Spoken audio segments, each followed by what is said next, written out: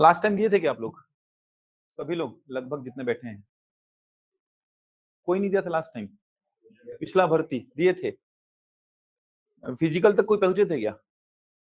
Physical तक, शारीरिक जो दक्षता परीक्षण होता है, वहाँ तक कोई पहुँचे थे? नहीं पहुँचे थे। मेंस लिखे थे? मेंस लिखे थे आप? आप लिखे थे मेंस। पूरा पैटर्न तो सेम वही है, जो पिछले भर्ती परीक्षा का पैटर्न था, सेम वही पैटर्न है। एक बार मैं पैटर्न को समझा रहा हूँ।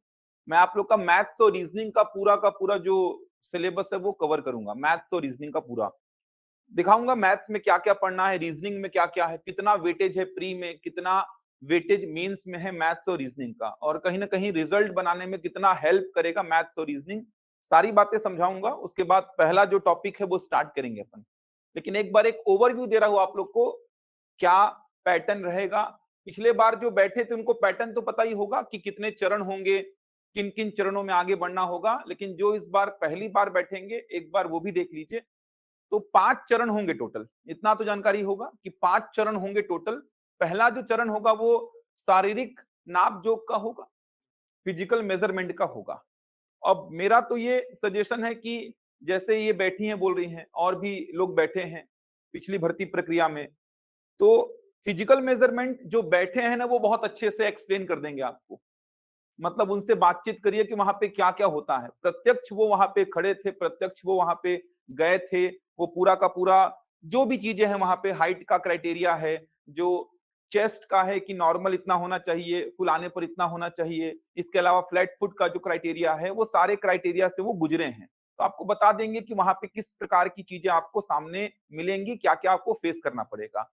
और थोड़ा-सा मैंने ऐसा सुना है, मैं तो बैठा नहीं था, तो मैंने ऐसा अभ्यर्थियों से ही सुना है कि जैसे फ्लैट फुट वाला जो क्राइटेरिया है, जो नीज का जो क्राइटेरिया है कि ऐसा बंद नहीं होना चाहिए, ये सब में थोड़ा प्रैक्टिस करेंगे ना तो इसमें थोड़ा-सा आप चालाकी दिखा के क्रॉस कर सकते हैं। अगर आपका फ्लैट फुट है, थोड़ा-सा चालाकी दिखा के, थोड़ा-सा 2-4 महीने का प्रैक्टिस करके उस क्राइटेरिया को फुलफिल कर सकते हैं। हाइट वाले क्राइटेरिया को फुलफिल नहीं कर पाएँगे। अगर आपका हाइट नहीं है, जो माँगा है वहाँ पे उतना नहीं है, तो वहाँ पे चालाकी नहीं दिखा पाएँगे। ऐसा मैंने अभ्यर्थियों से बात करके ही सुना है, जाना है। क्योंकि हाइट वाले में उनका कहना था सेंसर लगा हुआ था, ऐसा आप पीछे से ऐसा उठाएँगे तो फिर वो सेंसर से आपका पाँव हट जाता है, तो वो सेंस ही नहीं कर पाता है, मेज़र ही नहीं कर पाता है। तो वहाँ पर थोड़ा-सा प्रॉब्लम है बस। उसको छोड़ कर के जो नीज़ का है, घुटनों का जो है, फ्लैट फुट का जो है, चेस्ट का जो है, थोड़ा-सा प्रैक्टिस से, थोड़ा-सा चालाकी से आप उन क्राइटेरिया को निकाल सकते हैं। तो फिजिकल मेज़रमेंट की बात रही है तो। इसके बाद जो आपका प्रारंभिक परीक्षा होगा, उस पे बात करते हैं अब। तो प्रारंभिक परीक्षा में 100 प्रश्न आएँगे, 100 प्रश्न। प्रत्येक प्रश्न होगा 3 अंक का, 300 नंबर का पेपर होगा, 2 घंटे का पेपर है। अब नेगेटिव मार्किंग को लेकर के विज्ञापन में तो कुछ लिखा नहीं है, लेकिन नेगेटिव मार्किंग नहीं रहेगा, ये मान के चलिए। पिछले बार भी नहीं था, तो उसी को कहीं न कहीं रिपीट करेगा, तो इस बार भी नेगेटिव मार्किंग नहीं रहेगा, ये मान के चलिए आप। तो 100 प्रश्न आएँगे, प्रत्येक प्रश्न 3 अंक का होगा, मतलब 300 नंबर का पेपर होगा। ये देखिए, 300 नंबर का पेपर होगा, जो प्रारंभिक परीक्षा है, ध्यान से देखेंगे ऑनलाइन वाले भी। प्रारंभिक परीक्षा जो है, यहाँ पर 100 प्रश्न मिलेंगे, प्रत्येक प्रश्न 3 अंक का यानी 300 नंबर का पेपर होगा। 2 घंटे का समय रहेगा, 2 घंटे का। नेगेटिव मार्किंग नहीं है, ये मान के चलिए। विज्ञापन में लिखा नहीं है, लेकिन मान के चलिए नेगेटिव मार्किंग नहीं है, क्योंकि पिछले भर्ती परीक्षा में भी नेगेटिव मार्किंग नहीं था। अब इन 100 प्रश्नों में कहाँ से कितने प्रश्न आएँगे, तो ये भी जानकारी एक बार देख लीजिए। तो सबसे पहला जो सेक्शन है, वो है भारत का सामान्य अध्ययन। इंडियन जीएस है। भारत के सामान्य अध्ययन से कुल 35 प्रश्न आपको दिखाई देंगे, 105 अंक के। तो भारत के सामान्य अध्ययन में क्या-क्या पढ़ना है आपको, तो वो सारी चीजें, भारत का इतिहास और स्वतंत्रता आंदोलन में जो चीजें चली हैं, वो सब कुछ कवर करना होगा आपको। भारत का संविधान है, भारत का भूगोल है, भारत की अर्थव्यवस्था है, इसके अलावा कला, संस्कृति, साहित्य, दर्शन है, सामान्य विज्ञान में आपका भौतिकी, रसायन, जीव विज्ञान है, पर्यावरण है, प्रौद्योगिकी है, पूरा करंट अफेयर, खेल कूद, ये सब कुछ मिला जुलाकर आप देख पा रहे हैं 35 प्रश्न यहां से पूछे जाएंगे, 105 अंक के होंगे। सब कुछ पढ़ना पड़ेगा, देख सकते हैं भारत का इतिहास लिखा है, भारत का स्वतंत्रता आंदोलन, मतलब स्वतंत्रता आंदोलन किस प्रकार से चला है, किनकी क्या भूमिका रही है, किस प्रकार की चीजें घटित हुई हैं, वो सब देखेंगे आप। भारत का पूरा भूगोल है, इसमें भौतिक, सामाजिक, आर्थिक सब कुछ कवर करना है। भारत का संविधान एवं राज्य व्यवस्था, भारत की अर्थव्यवस्था, सामान्य विज्ञान में आपका फिजिक्स, केमिस्ट्री, बायो, भौतिकी, रसायन, जीव विज्ञान तीनों शामिल होगा। साथ में प्रौद्योगिकी मतलब टेक्नोलॉजी है, पर्यावरण भी है। इसके अलावा देखेंगे तो कला, संस्कृति, साहित्य, दर्शन सब कुछ है। साथ में करंट अफेयर और खेलकूद, ये सब कुछ मिला जुलाकर टोटल 35 प्रश्न आपको यहां से देखने को मिलेंगे। तो इंडियन जीएस का अच्छा पोर्शन है, यहाँ पर सब कुछ पढ़ना पड़ेगा। और अच्छी बात यह है कि ये सारी चीजें वापस से आपको मिलेंगी कहां पर, मेंस में। ये सारी चीजें वापस से मेंस में मिलेंगी, दिखाऊंगा मेंस का आपका सिलेबस क्या रहेगा। तो ये सारी चीजें वापस से आपको मेंस में फिर से दिखाई देने वाली है। इसके बाद आगे बढ़ेंगे तो आप देख सकते हैं छत्तीसगढ़ का सामान्य ज्ञान, मतलब छत्तीसगढ़ से कुल 25 प्रश्न पूछे जाएंगे। कंप्लीट छत्तीसगढ़ है इसमें, छत्तीसगढ़ में सब कुछ कवर करना है। छत्तीसगढ़ का इतिहास क्या है, जो आंदोलन हुआ था, जो देश में जो आंदोलन चले थे उसमें छत्तीसगढ़ की क्या भूमिका थी, छत्तीसगढ़ से कौन कौन नेता थे, वो सब कुछ कवर करना है। छत्तीसगढ़ का भूगोल है, छत्तीसगढ़ की अर्थव्यवस्था है, छत्तीसगढ़ का प्रशासन है, छत्तीसगढ़ की जनजाति, इसके अलावा तीज त्योहार, कला सब कुछ है। छत्तीसगढ़ का करंट अफेयर भी है, कंप्लीट छत्तीसगढ़। एक एक्स्ट्रा टॉपिक पिछले बार ऐड किया था, नक्सल समस्या, तो ये भी रखा है इस बार।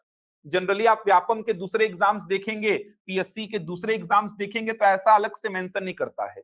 छत्तीसगढ़ में ये नक्सल समस्या को अलग से मेंशन नहीं करता है, लेकिन पिछले बार जो भर्ती परीक्षा हुई थी उसके सिलेबस में अलग से ऐसा मेंशन कर दिया था, नक्सल समस्या के संबंध में सामान्य जानकारी। तो पहला जो भाग था इंडियन जीएस, जहां से 35 प्रश्न, दूसरा जो भाग है वो है भारत का सामान्य अध्ययन के बाद छत्तीसगढ़ का सामान्य ज्ञान। तो यहां से टोटल प्रश्न हो गए 60, 100 में से 60 प्रश्न देख सकते हैं। बड़ा वेटेज है, मतलब प्रारंभिक परीक्षा में जीएस का बड़ा वेटेज है। भारत के सामान्य अध्ययन से 35 प्रश्न और छत्तीसगढ़ के सामान्य ज्ञान से 25 प्रश्न, 60 प्रश्न हो गई है।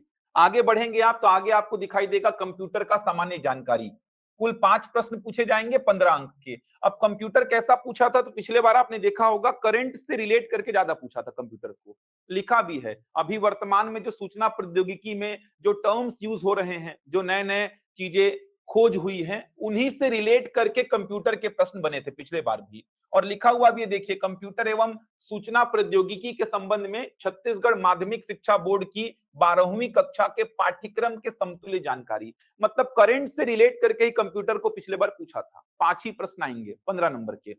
इसके बाद आगे बढ़ेंगे तो ये रीजनिंग का पोर्शन हो गया। रीजनिंग सामान्य मानसिक योग्यता, रीजनिंग बोल सकते हैं इसको, जनरल मेंटल एबिलिटी। यहां से कुल 10 प्रश्न आएंगे 30 अंक के। तो रीजनिंग का 10 प्रश्नों का वेटेज है। इस पे डिटेल में बात करूंगा मैं आगे चल के आज, क्योंकि रीजनिंग और आपका मैथ्स पूरा मैं ही आपका डील करूंगा, तो इस पे डिटेल में आगे चल के बात करूंगा मैं, एक ओवरव्यू दे रहा हूं आपको मैं। इसके बाद आगे बढ़ेंगे तो देख सकते हैं सामान्य गणित, यहां से भी 10 प्रश्न है कुल 30 अंक के। इस पे बात करूंगा कि गणित में क्या क्या कवर करना है, पूरा आज चर्चा करेंगे ही अपन। ये सब गणित के ही चैप्टर्स लिखे हुए हैं। आगे बढ़ेंगे तो हिंदी के 10 प्रश्न हैं और अंग्रेजी के 5 प्रश्न हैं, ये कुल 100 प्रश्न हो गए। तो एक ब्रीफ जानकारी आपके दिमाग में सेट होनी चाहिए कि कहां से कितने प्रश्न आने वाले हैं। तो ब्रीफ जानकारी आपके दिमाग में एकदम सेट होनी चाहिए कि 35 प्रश्न आएंगे इंडियन जीएस से, 25 प्रश्न आएंगे छत्तीसगढ़ के सामान्य ज्ञान से, इसके बाद 5 प्रश्न लिखे हैं कंप्यूटर के, 10 मैथ्स के, 10 रीजनिंग के, 10 हिंदी के और 5 इंग्लिश के। ये टोटल आपके हो गए 100 प्रश्न। अब यहाँ पे वेटेज की बात करें तो लगभग सभी कुछ पढ़ना पड़ेगा आपको, लगभग सभी कुछ पढ़ना है। ये तो आपको बड़ा वेटेज दिखाई दे ही रहा है जीएस का। मैथ्स और रीजनिंग का भी बड़ा वेटेज है, 20 प्रश्न है मैथ्स और रीजनिंग के भी टोटल मिला करके। हिंदी और अंग्रेजी का भाषा का देखेंगे तो 15 प्रश्न है और 5 प्रश्न कंप्यूटर। तो कुछ नहीं छोड़ा है, सब कुछ है। व्यापम के एग्जाम में जो जो चीजें पढ़ते थे आप, वो सारी चीजें हैं। सीजीपीएससी एग्जाम लेगा लेकिन सिलेबस को तो पूरा कॉपी कर दिया है, पूरा प्रोसेस को ही कॉपी कर दिया है। बोला जा रहा था फिजिकल थोड़ा चेंज हो सकता है इस बार, लेकिन पूरा कॉपी कर दिया, पूरा पैटर्न, पूरा सिलेबस सब कुछ कॉपी हुआ है। तो सब कुछ पढ़ना पड़ेगा, कुछ छोड़ नहीं सकते आप। अब यहां पर अगर मैं एक आपको जानकारी बताऊं तो ये जो पढ़ेंगे ना आप, ये दोनों चीजें, ये पूरा का पूरा मेंस में है, ये दोनों चीजें पूरा का पूरा मेंस में है, ये भी पूरा का पूरा मेंस में है। मेंस में कुछ छूटा ही नहीं है, मतलब पूरा जीएस मेंस में आएगा। अभी दिखाऊंगा, मैथ्स और रीजनिंग पूरा मेंस में आएगा। आपका लैंग्वेज पूरा का पूरा मेंस में आएगा। तो मेंस में सब कुछ पढ़ना पड़ेगा। कंप्यूटर पढ़ना पड़ेगा कि नहीं, तो आप अगर साइबर क्राइम या फिर कंप्यूटर वाले पद के लिए जाएंगे तब कंप्यूटर पढ़ना पड़ेगा आपको। तो बात करेंगे अभी मेंस की। तो ये प्री का सिलेबस है, प्री का सिलेबस कुल 100 प्रश्न आएंगे, मतलब यहाँ पे देखा जाए तो सब पढ़ना है। मैथ्स और रीजनिंग का वेटेज प्री में भी अच्छा है, देखा जाए तो 20 प्रश्नों का वेटेज है। और मैथ्स और रीजनिंग विषय ऐसा है कि जो आपको बहुत आगे ले जाता है। अगर आप मैथ्स और रीजनिंग को सही कर रहे हैं तो वहां पर दूसरे बच्चों से आपका थोड़ा सा नंबर ज्यादा हो जाता है। मैथ्स और रीजनिंग ऐसा विषय है जो थोड़ा डिफरेंस क्रिएट कर देता है बच्चों में, क्योंकि बच्चे 20 में 20 लाने वाले भी रहते हैं और 20 में 4-5 नंबर लाने वाले बच्चे भी मिल जाएंगे आपको।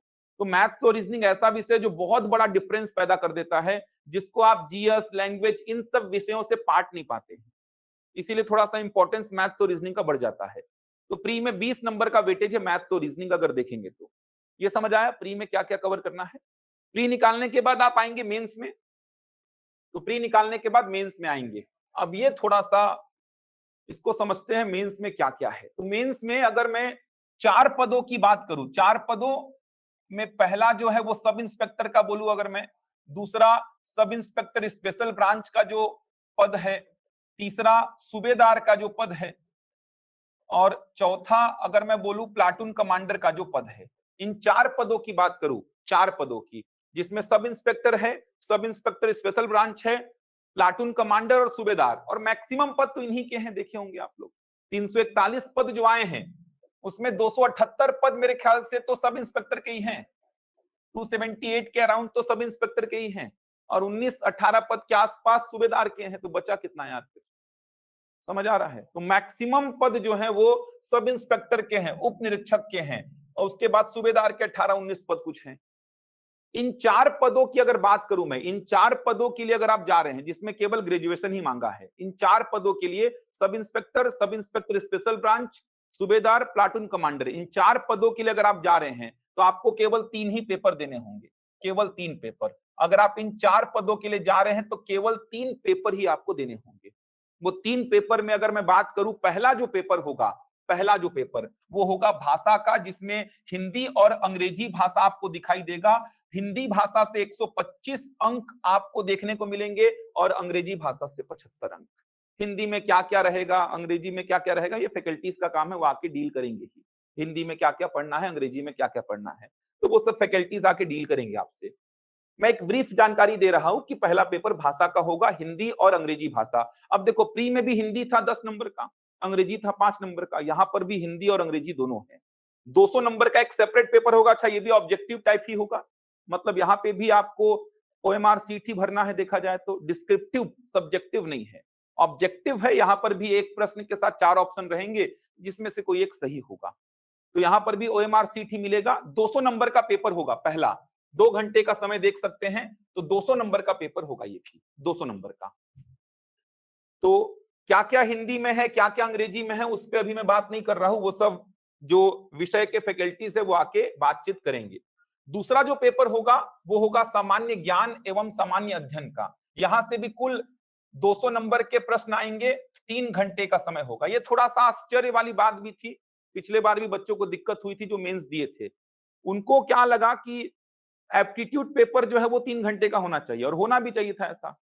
थर्ड पेपर जो था वो एप्टीट्यूड टेस्ट का था, उसको 3 घंटा करना चाहिए था, इसको 2 घंटा करना चाहिए था। लग रहा था मेरे को इस बार कुछ सुधार कर सकता है। ऑब्वियस सी बात है यार, तुम जीएस के पेपर को 3 घंटा का दे रहे हो, एप्टीट्यूड टेस्ट जो है तीसरा पेपर, जहां मैथ्स और रीजनिंग भर भर के पूछ रहे हो, आप इतना लेंदी पेपर दिए थे पिछले बार, उसको 2 घंटे के लिए दे रहे हो आप। वैसा ही इस बार भी कर दिया है, पूरा कॉपी कर दिया, वो पढ़ा ही नहीं लग रहा है मेरे को क्या था क्या नहीं था। लास्ट टाइम जो प्रक्रिया थी उठा के पूरा दे दो इस बार भी, उसको थोड़ा चेंज तो करना चाहिए था। लास्ट टाइम भी ये थोड़ा विवादित था कि जीएस के पेपर को 3 घंटे के करने का कारण क्या है भाई।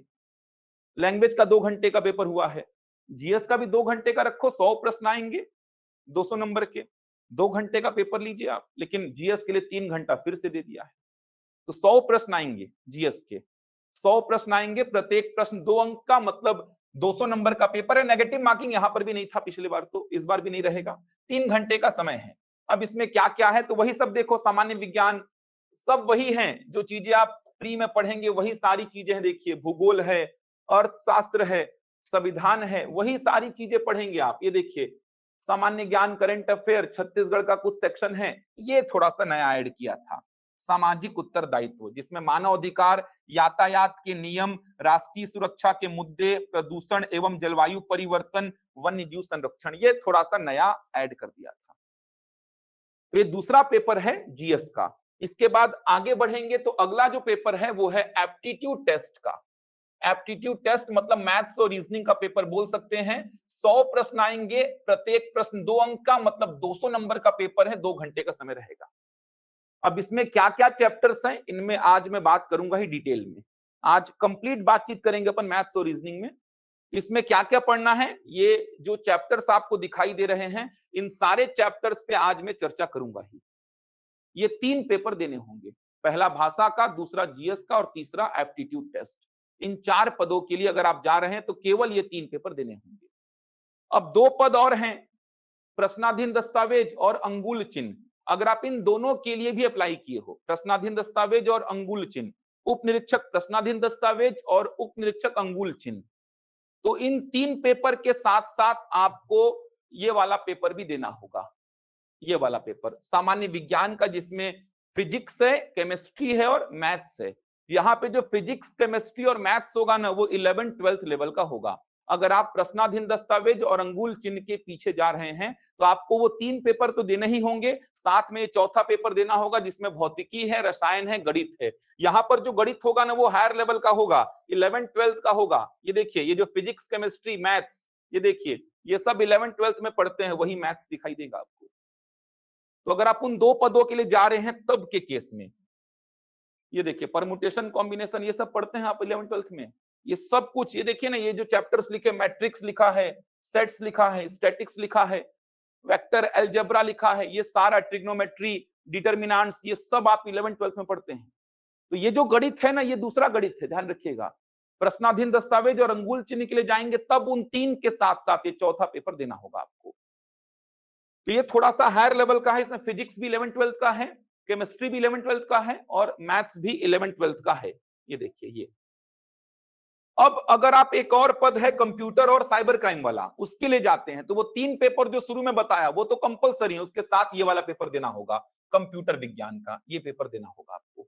अगर आप कंप्यूटर और साइबर क्राइम वाले पद के लिए जाते हैं तो आपको ये वाला पेपर कंप्यूटर का देना होगा। शुरू का 3 तो सबके लिए कंपलसरी है, शुरू का 3 सबके लिए कंपलसरी है।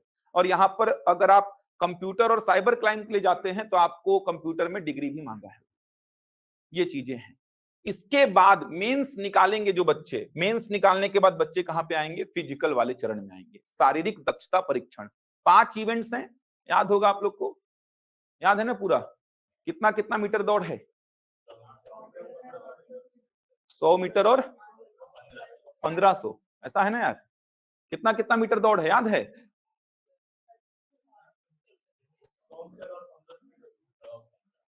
5 इवेंट्स हैं, 5 इवेंट्स हैं, आप लोगों को याद होगा। 5 इवेंट्स में एक है गोला फेंक, एक ऊंची कूद, एक लंबी कूद और 2 दौड़ के इवेंट्स हैं। एक है आपका ऊंचा कूद, एक लंबा कूद, एक गोला फेंक और 2 दौड़ के इवेंट्स हैं। 60-60 नंबर के पांचों इवेंट्स हैं, मतलब टोटल 300 नंबर का हो गया। टोटल 300 नंबर का ये शारीरिक दक्षता परीक्षण वाला, मतलब जो ये जो फिजिकल वाला एक्टिविटी है वो आपका होगा मेंस के बाद। मेंस क्वालिफाई करने वालों का लिस्ट आता है, लिस्ट आएगा, नंबर नहीं आएगा। मेंस जिन्होंने क्वालिफाई किया उनका लिस्ट आएगा, नंबर शो नहीं करेगा। 600 नंबर का मेंस मान के चल रहा हूं मैं, क्योंकि मैक्सिमम जो बच्चे हैं वो 600 नंबर का ही देंगे। तो 600 नंबर में आपको अच्छे नंबर लाने के बाद वो लिस्ट में नाम दिखाई देगा, अपना नंबर दिखाई नहीं देगा, नाम बस दिखाई देगा जिन्होंने मेंस क्वालिफाई किया है। तो मेंस जिन्होंने क्वालिफाई किया है वो कहां पे जाएंगे, फिजिकल शारीरिक दक्षता परीक्षण में जाएंगे, जहां पे 300 नंबर का इवेंट्स होगा।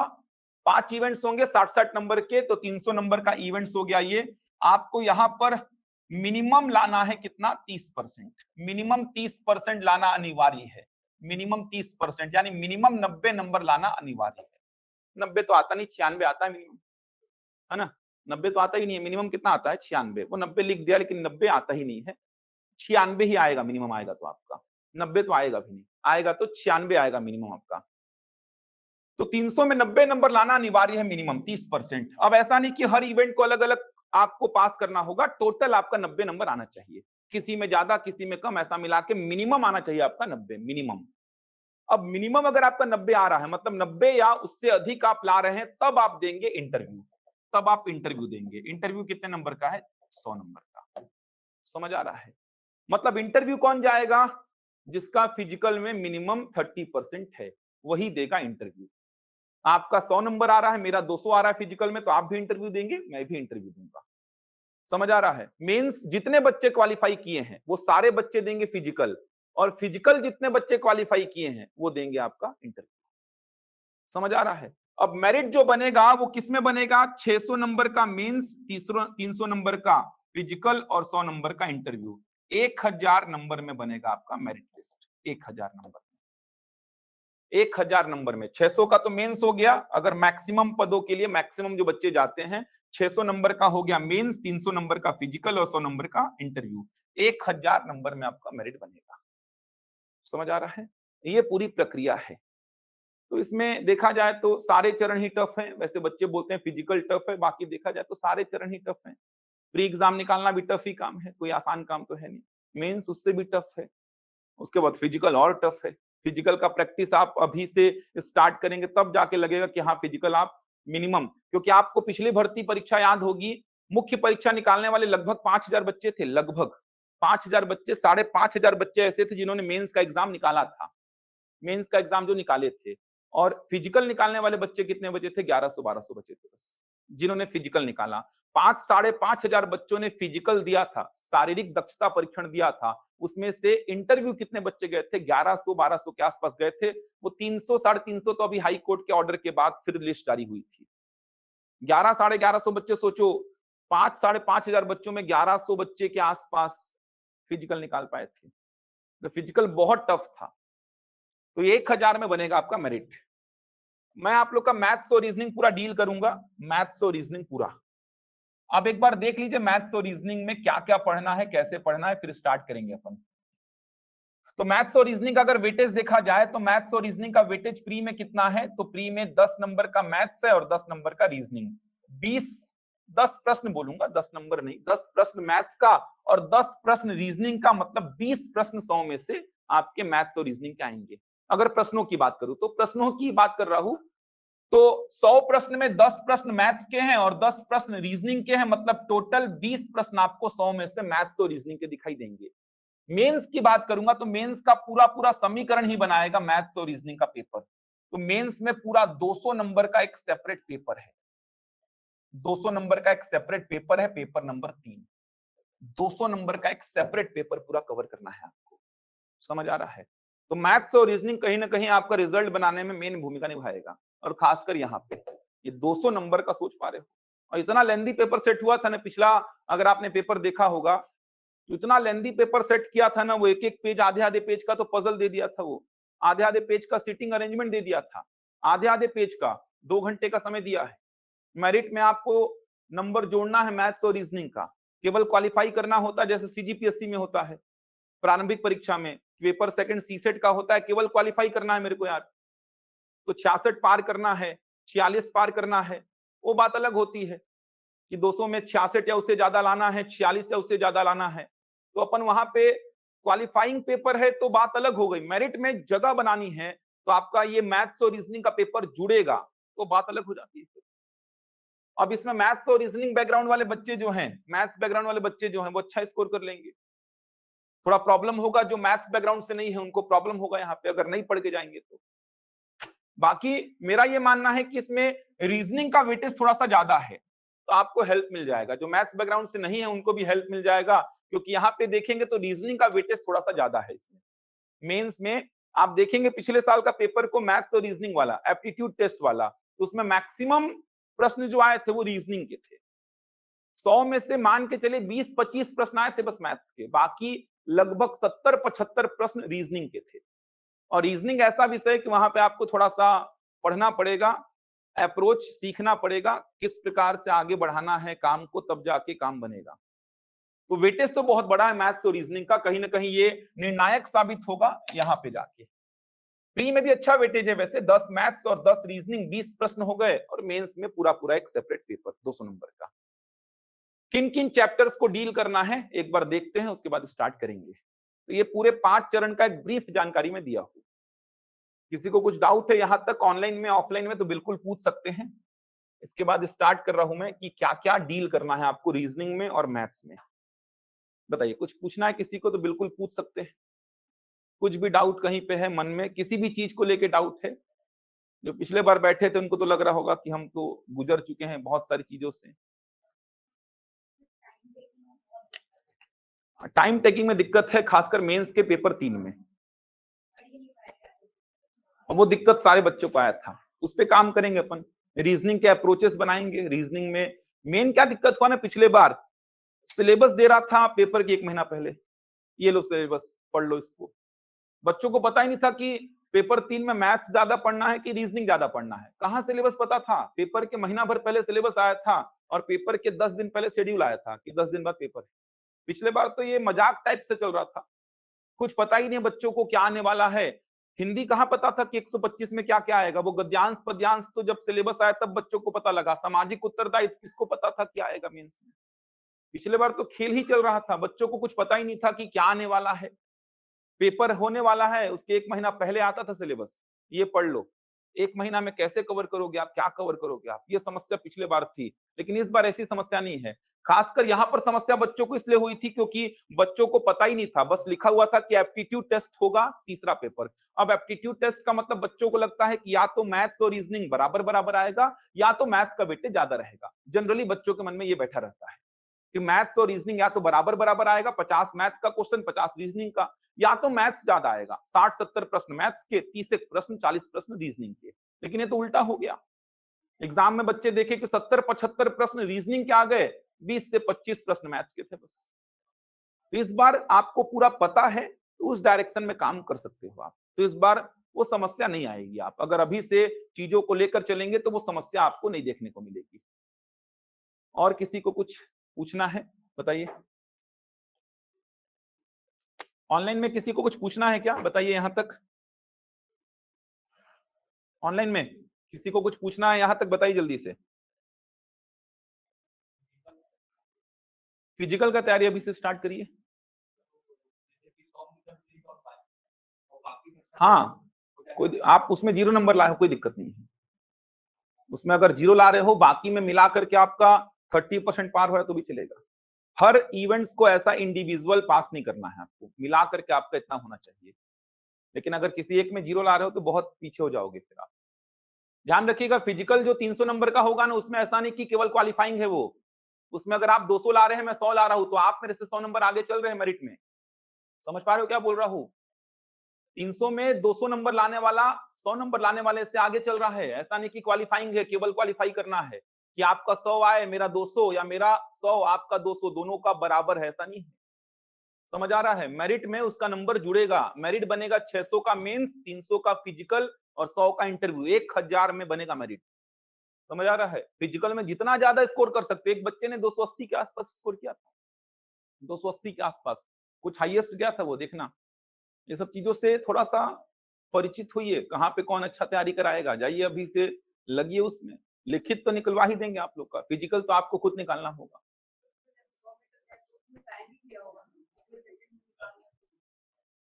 इतने सेकंड में जाओगे तो इतना नंबर मिलेगा, पूरा देखना उसमें लिखा हुआ है।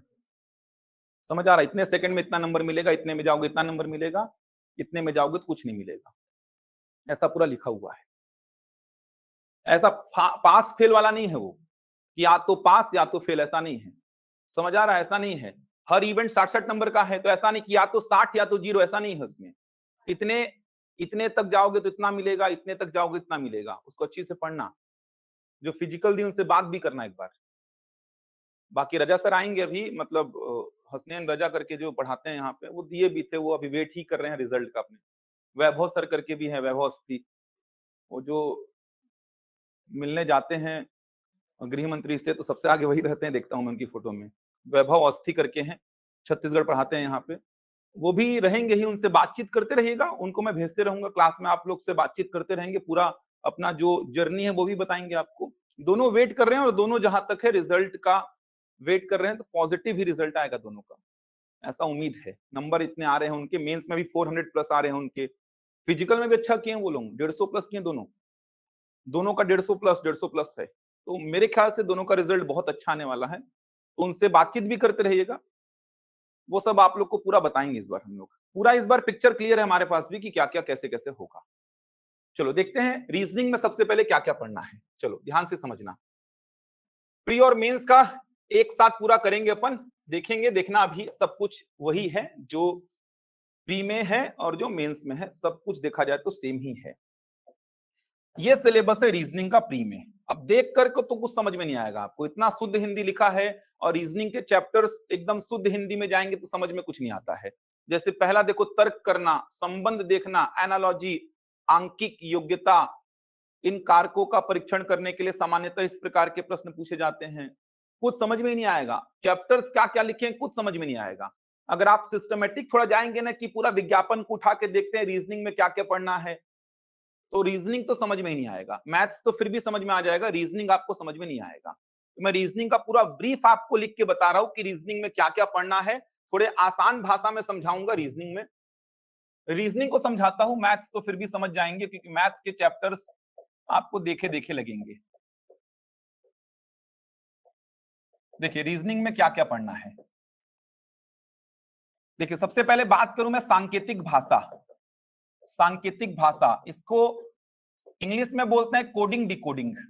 सांकेतिक भाषा, ये तो सुने होंगे कोडिंग डिकोडिंग। अब मैं ऐसा साधारण नाम लेते रहता हूं, आप समझ जाएंगे। कोडिंग डिकोडिंग का मतलब समझ आ रहा है, कोड को डिकोड करो, यही चलता है। राम को ये लिख दिया तो सीता को क्या लिखेगा, ऐसे कोड आते हैं। राम को ये संख्या लिखा तो सीता को कौन सी संख्या लिखेगा। चाइनीज कोडिंग के प्रश्न आते हैं, पूरा एक स्टेटमेंट को ऐसा कोड किया, दूसरे स्टेटमेंट को ऐसा कोड किया, वहां से इसका कोड निकाल के बताओ। इस प्रकार के प्रश्न आते हैं जनरली कोडिंग डिकोडिंग में, सांकेतिक भाषा में। तो ये चैप्टर सांकेतिक भाषा प्री और मेंस दोनों में है, प्री में भी है और मेंस में भी है, दोनों में है ये चैप्टर। ऐसा टिक करते जाऊंगा जो प्री और मेंस दोनों में रहेगा। इसके बाद आगे बढ़ता हूं, इसी से मिलता जुलता अगला चैप्टर है अंग्रेजी वर्णमाला। इसी से मिलता जुलता है अंग्रेजी वर्णमाला, इंग्लिश अल्फाबेट बोलते हैं इसको। अंग्रेजी वर्णमाला भी कहीं ना कहीं सांकेतिक भाषा से मिलता जुलता चैप्टर है। अंग्रेजी की जो वर्णमाला है उसी को खेल कर करके पूछेगा, उसी में खेल चलता है पूरा अंग्रेजी वर्णमाला में। ए से लेके जेड तक का जो अक्षर आप जानते हैं उसी में पूरा खेल चलता है, उसी से संबंधित प्रश्न पूछे जाते हैं। इसके बाद मैं आगे बढ़ूं अगले चैप्टर की ओर, तो ध्यान से समझेंगे। रैंकिंग, रैंकिंग, रैंकिंग में वही सब करना है आपको। किसी पंक्ति में राम का स्थान दाएं से ये है तो बाएं से क्या होगा, किसी पंक्ति में राम का स्थान दाएं से ये है बाएं से ये है तो पंक्ति में कितने बच्चे हैं। राम को दाईं ओर 4 स्थान खसका दिए तो बताओ बाएं से कौन से नंबर पे है। ये सब जो खेल चलता है रैंकिंग में। तीनों ही चैप्टर की बात करूं, तीनों ही चैप्टर कहीं ना कहीं आपको प्री और मेंस दोनों में दिखाई देंगे, प्री में भी और मेंस में भी। इसके बाद आगे बढ़े तो दिशा ज्ञान परीक्षण, डायरेक्शन सेंस टेस्ट बोलते हैं इसको, दिशा ज्ञान परीक्षण। दिशा ज्ञान परीक्षण मतलब डायरेक्शन सेंस टेस्ट। जैसे कोई व्यक्ति उत्तर की ओर निकला, दाएं घुमा बाएं घुमा दाएं घुमा दाएं घुमा, अब बताओ किस दिशा में जा रहा है वो, प्रारंभिक बिंदु से कितनी दूरी पर है वो, समझ आ रहा है। इस प्रकार के सूर्यास्त के समय, सूर्य उदय के समय मेरा फेस इधर है तो मेरी छाया किधर बनेगी, इस वैरायटी के सारे प्रश्न बनते हैं दिशा ज्ञान परीक्षण में। आगे बढ़ते हैं, 4 चैप्टर लिख रहा हूं जो कि बहुत इंपॉर्टेंट हैं, चारों प्री और मेंस दोनों में है। सादृश्यता, इसको बोलते हैं एनालॉजी। सादृश्यता मतलब एनालॉजी, समानता, सादृश्यता, ये दोनों में है, प्री में भी मेंस में भी। बहुत सारे प्रश्न आए थे यहां से। सादृश्यता का मतलब क्या समझ आता है बताओ, किस प्रकार के प्रश्न बनते जानते हैं यहां से। ये देखिए ऐसा प्रश्न देखे होंगे, जैसे मैं 5 का संबंध दर्शा रहा हूं 7 से, तो बताओ 6 का संबंध किससे दर्शाऊंगा, ऐसे प्रश्न देखे होंगे आप लोग। अब ये संख्याओं पर बनते हैं, अक्षरों पर भी बनते हैं और शब्दों पर भी बनते हैं। शब्दों पर कैसे बनेंगे, जैसे मैं लिख दिया मध्य प्रदेश, यहां पर लिख दिया भोपाल, बीच में ऐसा चिन्ह लगाया, ये होता है सादृश्यता या समानता का चिन्ह। यहां पे लिख दिया यूपी, तो यहां पे क्या लिखूंगा, समझ पा रहे हो। ये सादृश्यता या समानता का चिन्ह है। ये क्या बताता है कि जिस प्रकार एमपी और भोपाल में संबंध है, एमपी का भोपाल के साथ जिस प्रकार का संबंध है, वैसा ही संबंध यूपी का किसके साथ होगा, किसके साथ होगा। लखनऊ के साथ होगा। एमपी का राजधानी है भोपाल, तो यूपी का राजधानी आपको बताना होगा। तो ये होता है सादृश्यता या समानता, एनालॉजी बोलते हैं इसको इंग्लिश में। 5 का संबंध 7 से है तो 6 का संबंध किससे होगा? तो 5 का संबंध जिस प्रकार 7 से है उसी प्रकार 6 का संबंध किससे होगा? किससे होगा? किससे? बोलो तो ऑनलाइन वाले, बताओ तो जानू कितना दिमाग लगा पाते हो। 5 का संबंध जिस प्रकार 7 से है तो 6 का संबंध किससे होगा? 8 से। 8 तो ऑप्शन में ही नहीं, चलो और बताओ। 8 तो ऑप्शन में ही नहीं है, बोलो भाई ऑनलाइन वाले। 8 तो ऑप्शन में ही नहीं है, चलो और आगे बढ़ो, और किससे बोलोगे?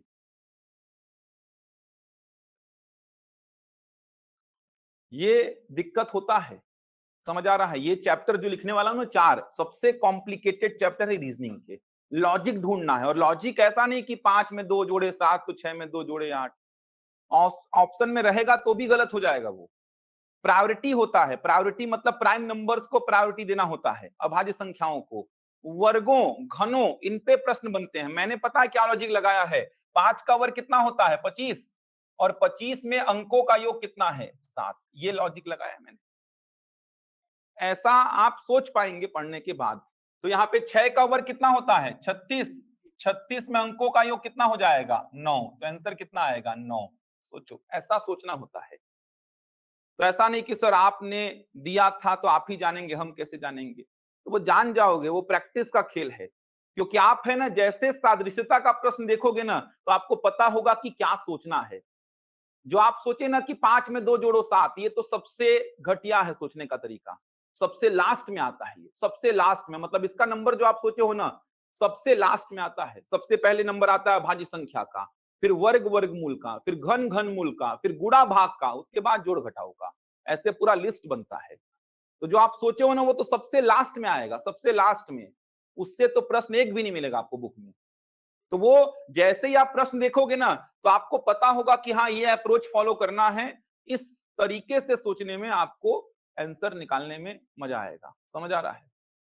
तो उतना आसान नहीं है, ये सब कॉम्प्लिकेटेड चैप्टर्स होते हैं इसीलिए। और बच्चे इसी को छोड़ के जाते हैं कि एग्जाम में सोच लेंगे, एग्जाम में देख लेंगे। पता ही नहीं है कैसे सोचना है, पता ही नहीं कैसे देखना है, तो फिर कैसे देखोगे एग्जाम में? तो अभी मैं केवल इंट्रो दे रहा हूं कि चैप्टर कैसे होते हैं, क्वेश्चंस कैसे आते हैं, ताकि दिमाग में रहे तो कि हाँ ये चैप्टर्स पढ़ने हैं आपको। आप देखेंगे सिलेबस, नाम ही समझ में नहीं आएंगे। अभी तक सुने ही नहीं होगे एनालॉजी क्या होता है। एनालॉजी ये होता है चिन्ह, एनालॉजी का ये चिन्ह। ये बताता है कि लेफ्ट हैंड साइड में जो संबंध है संख्याओं में, अक्षरों में, शब्दों में, वही संबंध राइट हैंड साइड बनना चाहिए। इसके बाद एक चैप्टर आता है श्रेणी, ये तो जानते होंगे, सीरीज। श्रेणी इसी को बोलते हैं सीरीज। 2-3 प्रश्न आते हैं यहां से, देखना उठा के पेपर को। 5-6 प्रश्न मिल जाएंगे आपको मेंस के एग्जाम में, यहां से 5 से 6 प्रश्न। श्रेणी का मतलब तो समझ आता है ना? श्रेणी का मतलब जैसे 2, 4, 6, 8, तो अगला क्या होगा, इस प्रकार का प्रश्न। इसको बोलते हैं श्रेणी का प्रश्न। तो ये संख्याओं पर भी बनता है और अक्षरों पर भी बनता है। अक्षरों का मतलब जैसे अंग्रेजी वर्णमाला के जो अक्षर होते हैं, तो संख्याओं पर भी बनेगा और अक्षरों पर भी बनेगा। देखने से ये तो लग रहा है 10 आएगा, इसमें क्या है, लेकिन इतना आसान प्रश्न आएगा नहीं। प्रश्न ऐसा आएगा कि वहां पे दिमाग खराब हो जाएगा कि किस लॉजिक से आगे बढ़ रहा है। प्रॉब्लम क्या है ना रीजनिंग के साथ, इनमें लॉजिक्स ढूंढना है आपको। जैसे मैं यहाँ पर क्या लिख दिया, देखो 3 यहाँ पर लिख दिया मैं, मान लीजिए 10 यहाँ पर लिख दिया, 29 यहाँ पर लिख दिया मैं, 66 यहाँ पर लिख दिया मैं, 127 यहाँ पर 218, अगला पूछ लिया। अब दिमाग घूम जाएगा सोचने में, क्या लॉजिक लगा दिया हूं मैं, अब दिमाग घूमेगा आपका। प्रॉब्लम क्या है ना, लॉजिक नहीं ढूंढ पाए, प्रश्न को छोड़ना ही पड़ेगा। ज्यादा समय दोगे तो बाकी प्रश्न छूटेंगे। लॉजिक नहीं ढूंढ पाए तो प्रश्न को छोड़ना पड़ेगा, ये समस्या है रीजनिंग के साथ में। कोड को डिकोड नहीं कर पाए तो इस चैप्टर के प्रश्न को छोड़ना पड़ेगा। ये प्रॉब्लम सबसे ज्यादा रीजनिंग के साथ में है। बच्चे रीजनिंग को जितना आसान समझते हैं उतना आसान है नहीं रीजनिंग। रीजनिंग ही तो पढ़ना होता है। मैथ्स में तो क्या है यार, अगर आपने लाभ हानि पढ़ा है तो प्रश्न को लगा ही लोगे कोई ना कोई तिकड़म लगा करके। ऑप्शन से चेक कर लोगे, ट्रिक लगा लोगे, शॉर्टकट लगा लोगे, प्रोसीजर लगा लोगे, फॉर्मूला लगा लोगे, प्रश्न बना ही लोगे। लेकिन कोड को डिकोड नहीं कर पाए तो कैसे प्रश्न बनेगा? लॉजिक नहीं ढूंढ पाए तो कैसे प्रश्न बनेगा? लॉजिक नहीं ढूंढ पाए तो कैसे प्रश्न बनेगा? मैंने पता है क्या किया है, 1 का क्यूब प्लस 2, 2 का क्यूब प्लस 2, 3 का क्यूब प्लस 2, 4 का क्यूब प्लस 2, 5 का क्यूब प्लस 2, 6 का क्यूब प्लस 2, तो नेक्स्ट क्या हो जाएगा 7 का क्यूब कितना होता है 343 प्लस 2 कितना आंसर आएगा 345। लेकिन ये आप सोच ही नहीं पाओगे एग्जाम में, तो इसको जब पढ़ाऊंगा ना तो बताऊंगा आपको कि तरीका क्या होता है। आप पहले इसको पहचानेंगे कि ये श्रेणी कौन सा है, डिफरेंस का, धीरे धीरे ग्रोथ हो रहा है मतलब ये श्रेणी डिफरेंस का है, तो आप डिफरेंस डिफरेंस निकालते जाओ, आपको लॉजिक गारंटीड मिलेगा। पहले बार में डिफरेंस निकाले ऐसे करके, नहीं मिला तो दूसरे बार में निकाले, दूसरे बार में नहीं मिला तीसरे बार में निकाले, सेकेंड टाइम पे गारंटीड आपको आंसर मिल जाएगा। देखना यूट्यूब में मेरे 3 लेक्चर पढ़े हैं इसके, अभी मैथ्स और रीजनिंग का जो सेपरेट बैच चालू किया था उसमें सबसे शुरू में यही पढ़ाया था। देखना 90% क्वेश्चंस आपसे बनेंगे ही जिस तरीके से पढ़ाऊंगा इसको, ये सब एग्जाम में नहीं सोच पाओगे। ये तो अभी मैं आपको दिखा दिया तो आसान लगने लग गया, एग्जाम में कहां ऐसा सोच पाओगे। एग्जाम में पहचानना होगा कि सीरीज कौन सी है, डिफरेंस की या मल्टीप्लीकेशन की। डिफरेंस की है, चलो डिफरेंस डिफरेंस खेलते जाओ फिर, अगर डिफरेंस की सीरीज है तो डिफरेंस डिफरेंस खेलते जाओ, आएगा ही आंसर। मल्टीप्लीकेशन की सीरीज है तो मल्टीप्लीकेशन मल्टीप्लीकेशन खेलते जाओ, आंसर आएगा ही।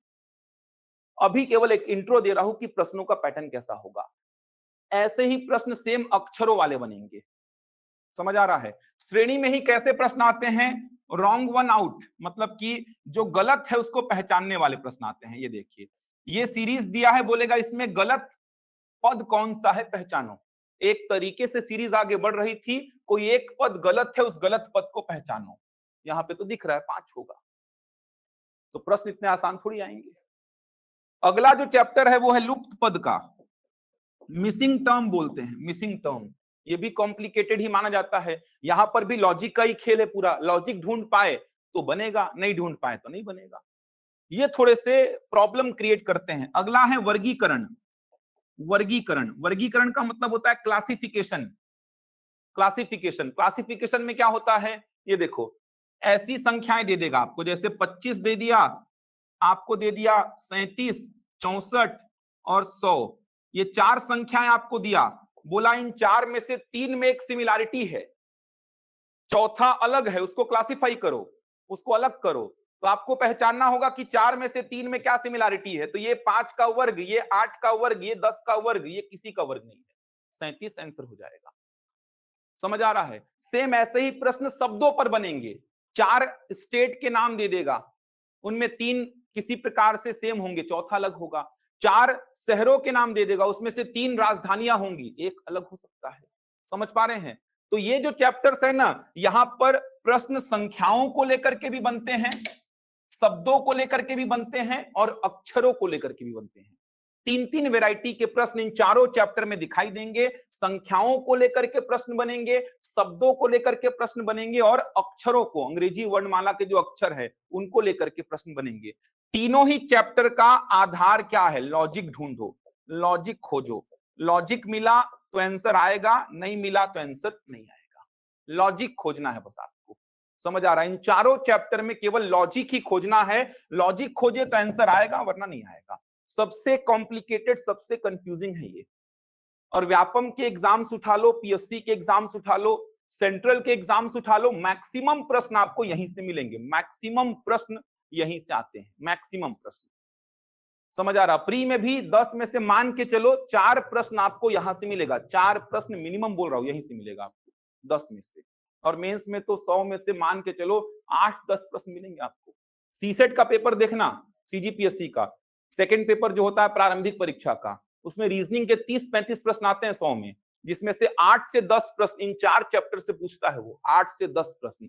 और ये याद रखना पीएससी ही एग्जाम ले रहा है इस बार, तो थोड़ा सा पीएससी के एग्जाम्स के जो पैटर्न है उनको भी पकड़ना पड़ेगा कि पीएससी कैसे क्वेश्चंस देता है, पीएससी के क्वेश्चंस का तरीका कैसा है। अब व्यापम से थोड़ा सा हट के भी आपको सोचना पड़ेगा, क्योंकि पीएससी पेपर देगा ना आपको अब, तो पीएससी का क्या रहा है बिहेवियर, रीजनिंग को लेकर के, मैथ्स को लेकर के, वो जानना पड़ेगा आपको। ऐसा नहीं कि व्यापम के ही आप उसमें भागे पड़े हो, अभी आपको थोड़ा सा संभल के चलना पड़ेगा, क्योंकि व्यापम का देखेंगे तो थोड़ा सा प्रश्न देने का तरीका अलग रहता है, पीएससी का थोड़ा सा अलग रहता है, तो आपको दोनों को लेके चलना पड़ेगा।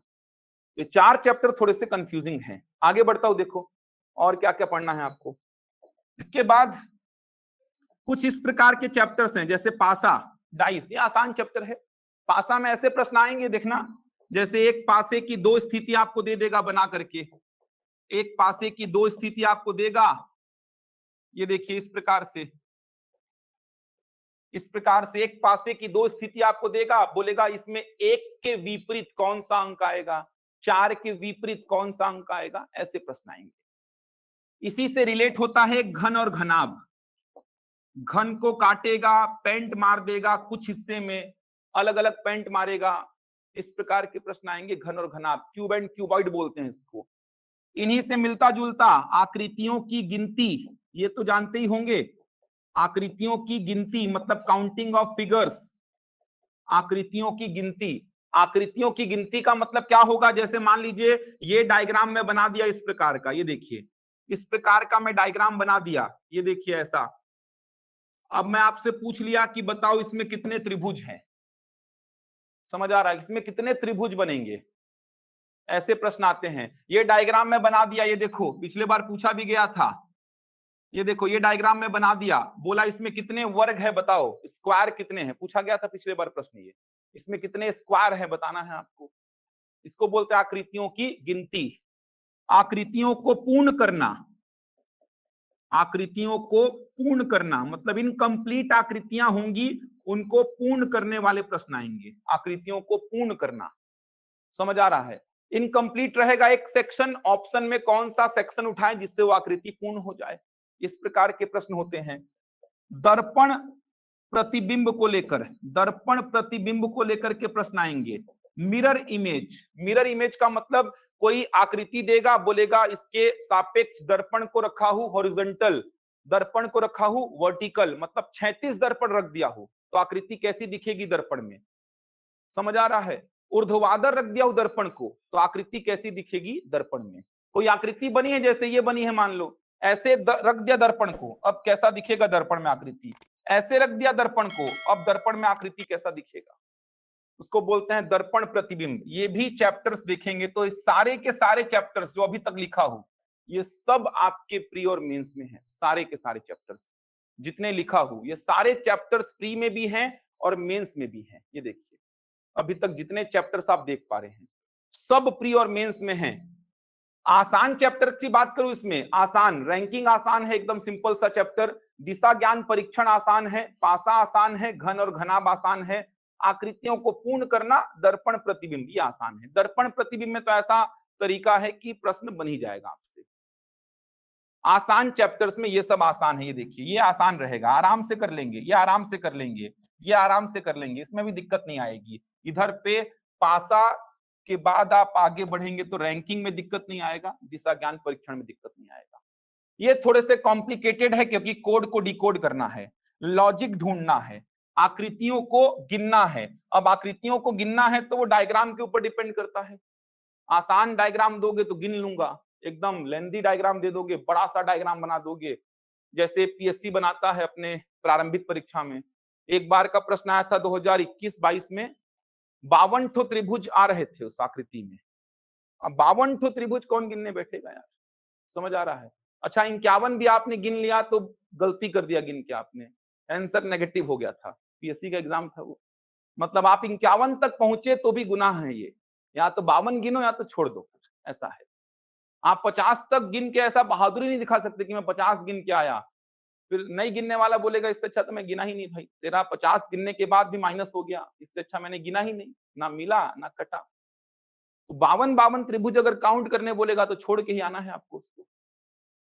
पूछा था 21-22 में 52 त्रिभुज काउंट करवाया था पीएससी, तो इसीलिए इसको मैं टफ बोल रहा हूं, आकृति पे डिपेंड करता है आकृति कैसी आ रही है। ये चैप्टर्स हो गए, तो याद रहेगा कौन से चैप्टर में कैसे प्रश्न बनते हैं, एक ब्रीफ जानकारी ही दे रहा हूं। सिलेबस देखोगे तो कुछ समझ में नहीं आता है भाई, इसीलिए अलग से पूरा लिख रहा हूं। मैथ्स में ऐसा लिखूंगा नहीं मैं, मैथ्स में सीधे बताऊंगा, जो टाइप्ड है पूरा वही बताऊंगा मैथ्स में। समझ आया ये चैप्टर्स। अब देखना, इतने चैप्टर्स लगभग आपको प्री में पढ़ने हैं, इतने चैप्टर्स लगभग प्री में पढ़ने हैं आपको। मेंस में इतने चैप्टर्स तो पढ़ने ही हैं, एक्स्ट्रा में क्या क्या पढ़ना है मेंस में। अब देखना मेंस में इसके साथ साथ और क्या क्या पढ़ना है। बैठक व्यवस्था, बैठक व्यवस्था इसको बोलते हैं सिटिंग अरेंजमेंट। इतने चैप्टर्स के साथ साथ बैठक व्यवस्था मतलब सिटिंग अरेंजमेंट, बैठक व्यवस्था के प्रश्न कैसे आते हैं? एक सर्कुलर मेज में 8 लोग को बैठाना है, कुछ कंडीशंस आपको दे दिया, कुछ खुद से दिमाग लगा के निकालो और 8 लोगों को सर्कुलर मेज में बैठाओ। समझ आ रहा है? वर्गाकार मेज में बैठाओ, एक सीधी पंक्ति में 10 लोग को बैठाना है, कुछ कंडीशंस दे दिया। कैसे कैसे प्रश्न बोला था? आधे का मुंह उत्तर की ओर है तो आधे का दक्षिण की ओर है, आधे देख रहे हैं अंदर की ओर तो आधे बाहर की ओर। ये सब खेल खेलेगा तो बहुत टफ हो जाता है काम। इस लेवल का पढ़ना पड़ेगा आपको। मेंस में है, प्री में नहीं है ये। पहली परीक्षण पजल टेस्ट बोलते हैं, पहली परीक्षण पजल टेस्ट, ये भी मेंस में है। पहली परीक्षण का मतलब एक पहेली देगा, उसको सुलझाना है आपको, आधे पेज का पहेली रहेगा। फ्लोर पजल होता है, बॉक्स पजल होता है। फ्लोर पजल का मतलब 6-7 फ्लोर के बारे में जानकारी देगा आपको कि 6-7 फ्लोर हैं, किसी एक में इंजीनियर रहता है, किसी में डॉक्टर, किसी में सीए, किसी में वकील, किसी में कलेक्टर, ऐसा बोल देगा। फिर कुछ कुछ जानकारियां देगा आपको खुद से दिमाग लगा के निकालना है और सबको बताना है कि कौन किस फ्लोर पे रहता है। फिर प्रश्नों के उत्तर देने हैं आपको। बॉक्स पजल का मतलब ऐसे 8-9 बॉक्स एक के ऊपर एक रखे हुए हैं, कोई हरे रंग का, कोई पीले रंग का, कोई नीले रंग का, कुछ जानकारियां दे देगा, आपको खुद से निकालनी है। पजल बोलते हैं इसको, पहेली। तो ये थोड़े से अच्छे चैप्टर से दिमाग का यूज लगता है इसमें। एक और जो कि बहुत इंपॉर्टेंट है, न्याय निगमन, सिलोलिज्म बोलते हैं, न्याय निगमन, सिलॉग भी बोलते हैं इसको, न्याय निगमन। ये चैप्टर सुने हैं? न्याय निगमन, कथन और निष्कर्ष रहते हैं। कथन में जैसे कुछ कुत्ते बिल्ली हैं, सभी बिल्ली शेर हैं, कुछ शेर चूहे नहीं हैं, ये कथन रहते हैं। उसके बाद निष्कर्ष रहते हैं, कथनों को पढ़ करके निष्कर्षों को हल करना है। तरीके बताऊंगा, देखना ना, यूट्यूब में डला हुआ है। प्री को लेकर के बच्चे बहुत डिमांड करते थे, सीजीपीएससी का पसंदीदा चैप्टर है ये न्याय निगमन, 3-4 प्रश्न देता है यहाँ से। तो बच्चे बहुत डिमांड करते थे कि इसका पूरा वीडियो डालना यूट्यूब में, तो मैंने पूरा डाला था यूट्यूब में, हर एक चीज मैंने कवर की थी उसमें। बहुत पुराने 1.5-2 साल पहले की बात कर रहा हूँ। अच्छे लेवल के प्रश्न बने थे न्याय निगमन से। बताऊंगा तरीका, जब आऊंगा तो एक भी प्रश्न नहीं छूटेगा, कैसा भी आ जाए, किसी भी स्तर का आ जाए। घड़ी कैलेंडर, घड़ी कैलेंडर ये भी पढ़ना है आपको, घड़ी कैलेंडर ये भी पढ़ना है मेंस में। क्लॉक और कैलेंडर, कैलेंडर का मतलब वही सब आपको मैं बोल दिया, मान लो कोई भी डेट दे दिया मैं आपको, 13 फरवरी 1993 दे दिया, मैं बोला बताओ इस तारीख को कौन सा दिन था, बता दोगे तुरंत सीखने के बाद। कोई भी डेट दूंगा उसका दिन बता दोगे। कुछ भी खेल खेलना होगा, आज से 50 दिन बाद कौन सा दिन होगा, 10 सेकंड लगेगा बताने में। आज से 500 दिन पहले कौन सा दिन था बताओ, 10 सेकंड लगेगा कैलेंडर सीखने के बाद। अच्छा, कैलेंडर सीखने के बाद मजा भी आता है, क्योंकि ये व्यवहारिक यूज भी है इसका। आप घर जा जाके निकालो, हर आदमी का कौन से दिन पैदा हुए थे बता सकते हो आप। थोड़ा ओरली कैलकुलेशन हो जाता है, जैसे घर वाले जोड़ते हैं 50 दिन बाद कौन सा दिन आएगा यार, आप ओरली बताते हो। अच्छा 7 से भाग दो, 7 से 49, एक जोड़ दो, आज से 50 दिन बाद कौन सा दिन होगा, शनिवार, सीधे बोलना। अगर मैं बोलूं आज से 50 दिन बाद कौन सा दिन होगा, कैलेंडर सीखने के बाद सीधे बोलोगे शनिवार होगा, उसमें जोड़ना नहीं पड़ेगा, 7 दिन जोड़ा ये आया, 7 दिन जोड़ा ये आया, ऐसे नहीं करना पड़ेगा। कैलेंडर सीखने के बाद इतना व्यवहारिक यूज है ना इसका, इतना व्यवहारिक यूज, मजा आता है यूज करने में आपको। घड़ी पढ़ेंगे, घड़ी में घंटे और मिनट वाली सुई के बीच कितने डिग्री का कोण बनेगा, कितने बजे घड़ी की दोनों सुइयां 180 डिग्री का कोण बनाएंगी, ऐसे प्रश्न पढ़ते हैं। तो घड़ी और कैलेंडर, ये जो चैप्टर्स है ना, बड़े चैप्टर्स हैं, मेंस में है, प्री में नहीं है। ये जो चैप्टर्स आप देख पा रहे हैं बड़े चैप्टर्स हैं, ये मेंस में है, प्री में नहीं है। तो इधर जो लिखा हूं ना मैं, ये देखिए, ये जो चैप्टर्स लिखा हूं ये प्री और मेंस दोनों में है, और ये वाले चैप्टर्स जो है ना ये केवल मेंस में है। एक आध और चैप्टर जैसे आव्यूह मैट्रिक्स बोलते हैं, पूछा था एक प्रश्न, आव्यूह मैट्रिक्स बोलते हैं, ये भी मेंस में है, प्री में नहीं है, मेंस में है। आव्यूह मैट्रिक्स बोलते हैं इसको। गणितीय संक्रियाएं छूट गया, इंपॉर्टेंट है, गणितीय संक्रियाएं प्री और मेंस दोनों में है।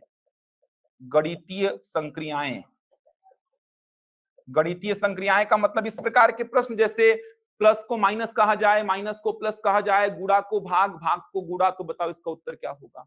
इसको बोलते हैं गणितीय संक्रियाएं, मैथमेटिकल ऑपरेशंस।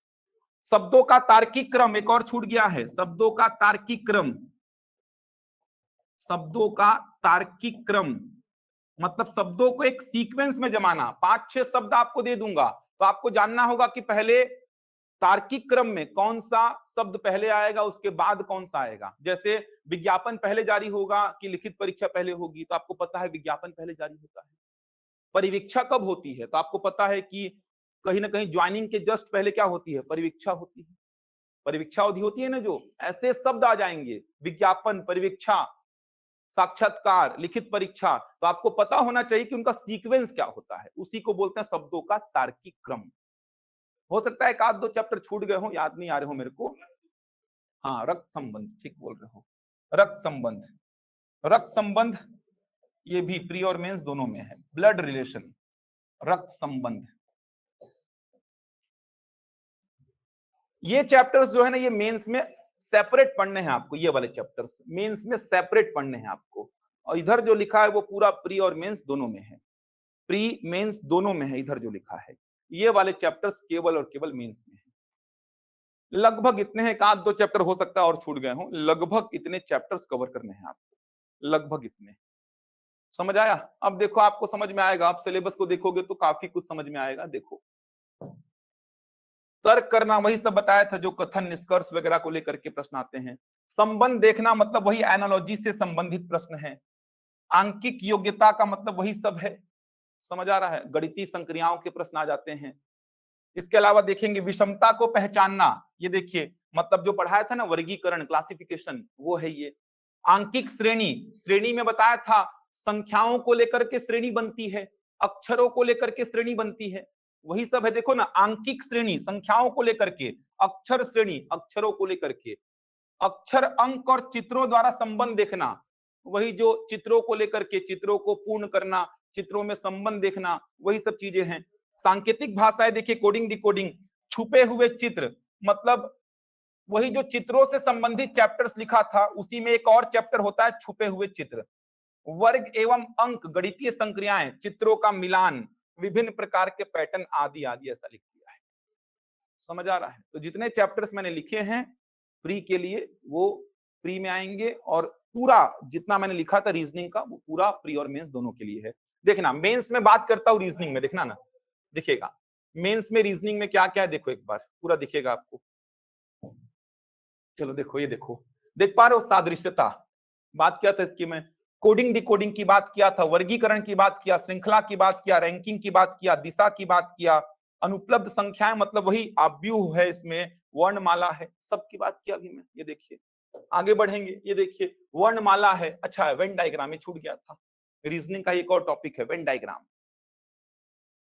ये देखिए घन, डाइस, ये सब अंक गणितीय संचालन, पहली, ये देखिए इसी में बैठने की व्यवस्था भी है। देखिए पेपर फोल्डिंग, वही सब है, आकृतियों को लेकर के, क्यूब्स है, गिनती वाले हैं, सब वही हैं। लास्ट में कैलेंडर, रिश्तों की समस्याएं, रिश्तों की समस्याओं का मतलब ब्लड रिलेशन की बात कर रहा है वो।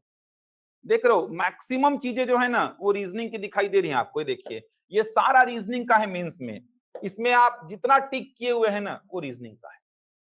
मैथ्स तो बस इतना ही है, देखो ये मैथ्स है, ये मैथ्स है, और मैथ्स में ये है मेंस में। तो मेंस में मैक्सिमम पोर्शन जो है वो रीजनिंग का है, मैक्सिमम पोर्शन रीजनिंग का है मेंस में। समझ आया यहां तक? मैथ्स की बात करते हैं, चलिए मैथ्स में क्या क्या पढ़ना है इसको याद रखेंगे, सिलेबस छोड़ दीजिए। क्या लिखा है विज्ञापन में, इतना याद रखिए, लिखे होंगे तो इतना प्री में पढ़ेंगे आप। वेन डायग्राम इसमें ऐड कर लीजिए, वेन डायग्राम, वेन आरेख, इतना प्री में पढ़ेंगे आप, इतना। और ये पूरा का पूरा जो है ये प्री और मेंस दोनों के लिए है। चलिए मैथ्स की बात करते हैं। मैथ्स में तो आपको दिक्कत नहीं आएगी, मैथ्स तो जो लिखा है उसको देख लीजिए आप। चलिए मैथ्स को देखते हैं। ये देखिए सामान्य गणित, प्री की बात कर रहा हूं पहले।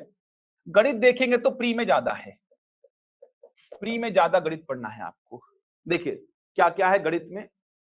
सबसे पहले लिखा है दार्शनिक प्रणाली, मीट्रिक प्रणाली, लंबाई, क्षेत्रफल, आयतन, द्रव्यमान, समय के माप। देखा जाए तो पूरा का पूरा यूनिट कन्वर्जन पे बेस्ड है ये चैप्टर, यूनिट कन्वर्जन।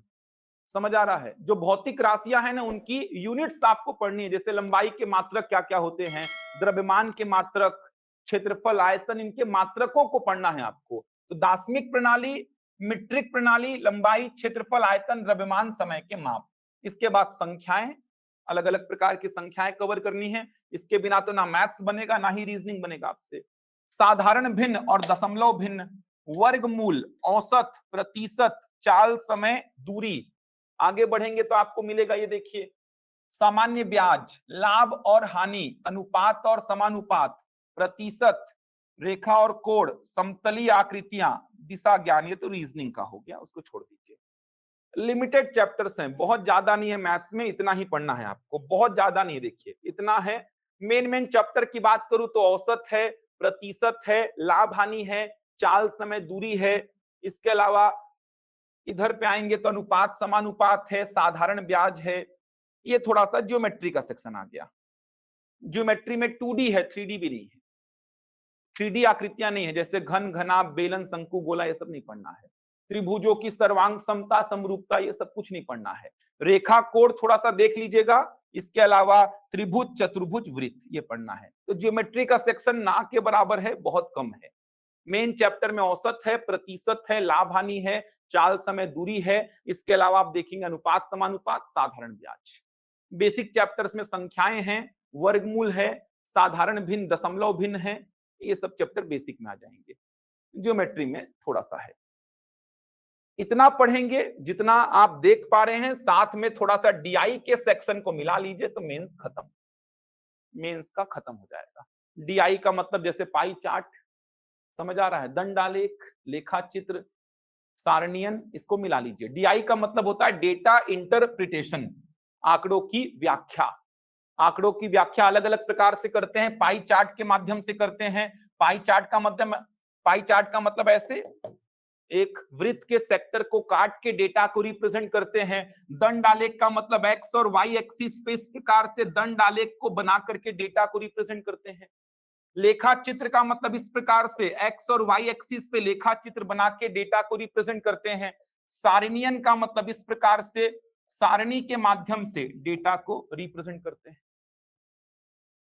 तो जितना आप मैथ्स देख पा रहे हैं ना, यहाँ पे जितना मैथ्स देख पा रहे हैं, ये चैप्टर्स साथ में ये चैप्टर्स पढ़ेंगे आप, उसमें डीआई को और मिला लीजिए, मेंस सब इसी में कवर हो जाएगा आपका। मेंस में इससे बाहर मैथ्स कुछ नहीं है, इससे कम ही है, दिखाता हूं, देखिए इससे कम ही मैथ्स है। ये पूरा पीपीटी मिल जाएगा आपको, चिंता मत करो, इससे कम ही मैथ्स है। दिखाता हूं, देखो आपको, ये देखो संख्या है, सरलीकरण, दशमलव भिन्न, अनुपात समानुपात, प्रतिशत, औसत, लाभ हानि, सरल और यौगिक, समय और काम, मेंसुरेशन, चाल, समय, दूरी, समीकरण, खत्म। साथ में लाइन ग्राफ, पाई चार्ट, इतना मैथ्स है बस, एकदम लिमिटेड मैथ्स है। जितना प्री में है उसमें साथ में ये डीआई वाला सेक्शन को ऐड कर लो। मेंसुरेशन का मतलब वही त्रिभुज, चतुर्भुज, वृत्त, यही सब पढ़ना है आपको। तो मैथ्स देखा जाए तो कम है यहाँ पर, रीजनिंग बहुत वृहद है। रीजनिंग में मेहनत करनी पड़ेगी आपको, रीजनिंग बहुत वृहद है। रीजनिंग में मेहनत करेंगे तो ही काम आपका बनेगा, रीजनिंग के बिना काम आपका इधर पे तो नहीं बनने वाला है। समझ आया सिलेबस क्या है? और रीजनिंग थोड़ा सा प्रॉब्लम बच्चों को क्रिएट भी करता है, तो रीजनिंग में थोड़ा सा काम ज्यादा करना पड़ेगा अगर आपको सिलेक्शन लेना है। तो देखो, मैथ्स का प्री में 10, रीजनिंग का भी प्री में 10, 10 क्वेश्चन मैथ्स का, 10 क्वेश्चन रीजनिंग का। तो प्री में तो बराबर वेटेज है, लेकिन मेंस में 100 प्रश्न में मान के चलिए 70 प्रश्न आपको रीजनिंग का मिलेगा, 30 मैथ्स का। ये तो बहुत बड़ा डिफरेंस हो गया, 70 आपको मिलेगा रीजनिंग का, 30 मिलेगा मैथ्स का। ये बहुत बड़ा डिफरेंस हो गया मेंस में। तो रीजनिंग का वेटेज बहुत बड़ा हो गया है, ध्यान रखिएगा। मैथ्स का वेटेज थोड़ा सा कम है मेंस में। इतना पढ़ना है। यहां तक कुछ डाउट है तो पूछो, फिर अगले 15-20 मिनट थोड़ा पढ़ा देता हूँ, ताकि डेमो जैसे लगे आप लोग को थोड़ा कि पढ़े हो कुछ। लेकिन ये सब ज्यादा इंपॉर्टेंट है, यही सब नहीं पता रहेगा तो क्या पढ़ोगे फिर? नहीं होगा, नहीं नहीं, अब फाइनल है जो है, कुछ चेंजेस नहीं आएगा। जो है आपके सामने है, इसी में आपको पूरा तैयार करना होगा अपने आप को। ये मैं आप लोग को सत्य चीजें दिखा रहा था जो आप लोगों को आगे जाके फेस करनी है। बच्चों को लगता है अच्छा रीजनिंग पढ़ लेंगे, खुद से कर लेंगे। एक तो प्रश्न भी लिखा था मैं, 5 और 7 में संबंध बताओ कैसा है, तो आप बोल रहे थे 5 में 2 जोड़ोगे तो 7 आएगा। ये मैं जानना चाह रहा था कि सादृश्यता को कितना अच्छा समझते हो आप लोग, इसीलिए उस प्रश्न को लिखा था कि 5 और 7 में संबंध बताओ, तो आपने बोला 5 में 2 जोड़ेंगे तो 7 आएगा। वो मैं केवल आप लोग का नॉलेज चेक कर रहा था कि इस चैप्टर से आप लोग परिचित हैं कि नहीं। अगर पहले कभी पढ़े होते ना सादृश्यता को, तो आंसर कभी 5 में 2 जोड़ के 7 आएगा ऐसा बोलते ही नहीं। ये प्रॉब्लम है इन चैप्टर्स के साथ में। रीजनिंग ही पहले पढ़ाऊंगा कि मैथ्स पढ़ाऊं, जो पढ़ना है आप लोग को।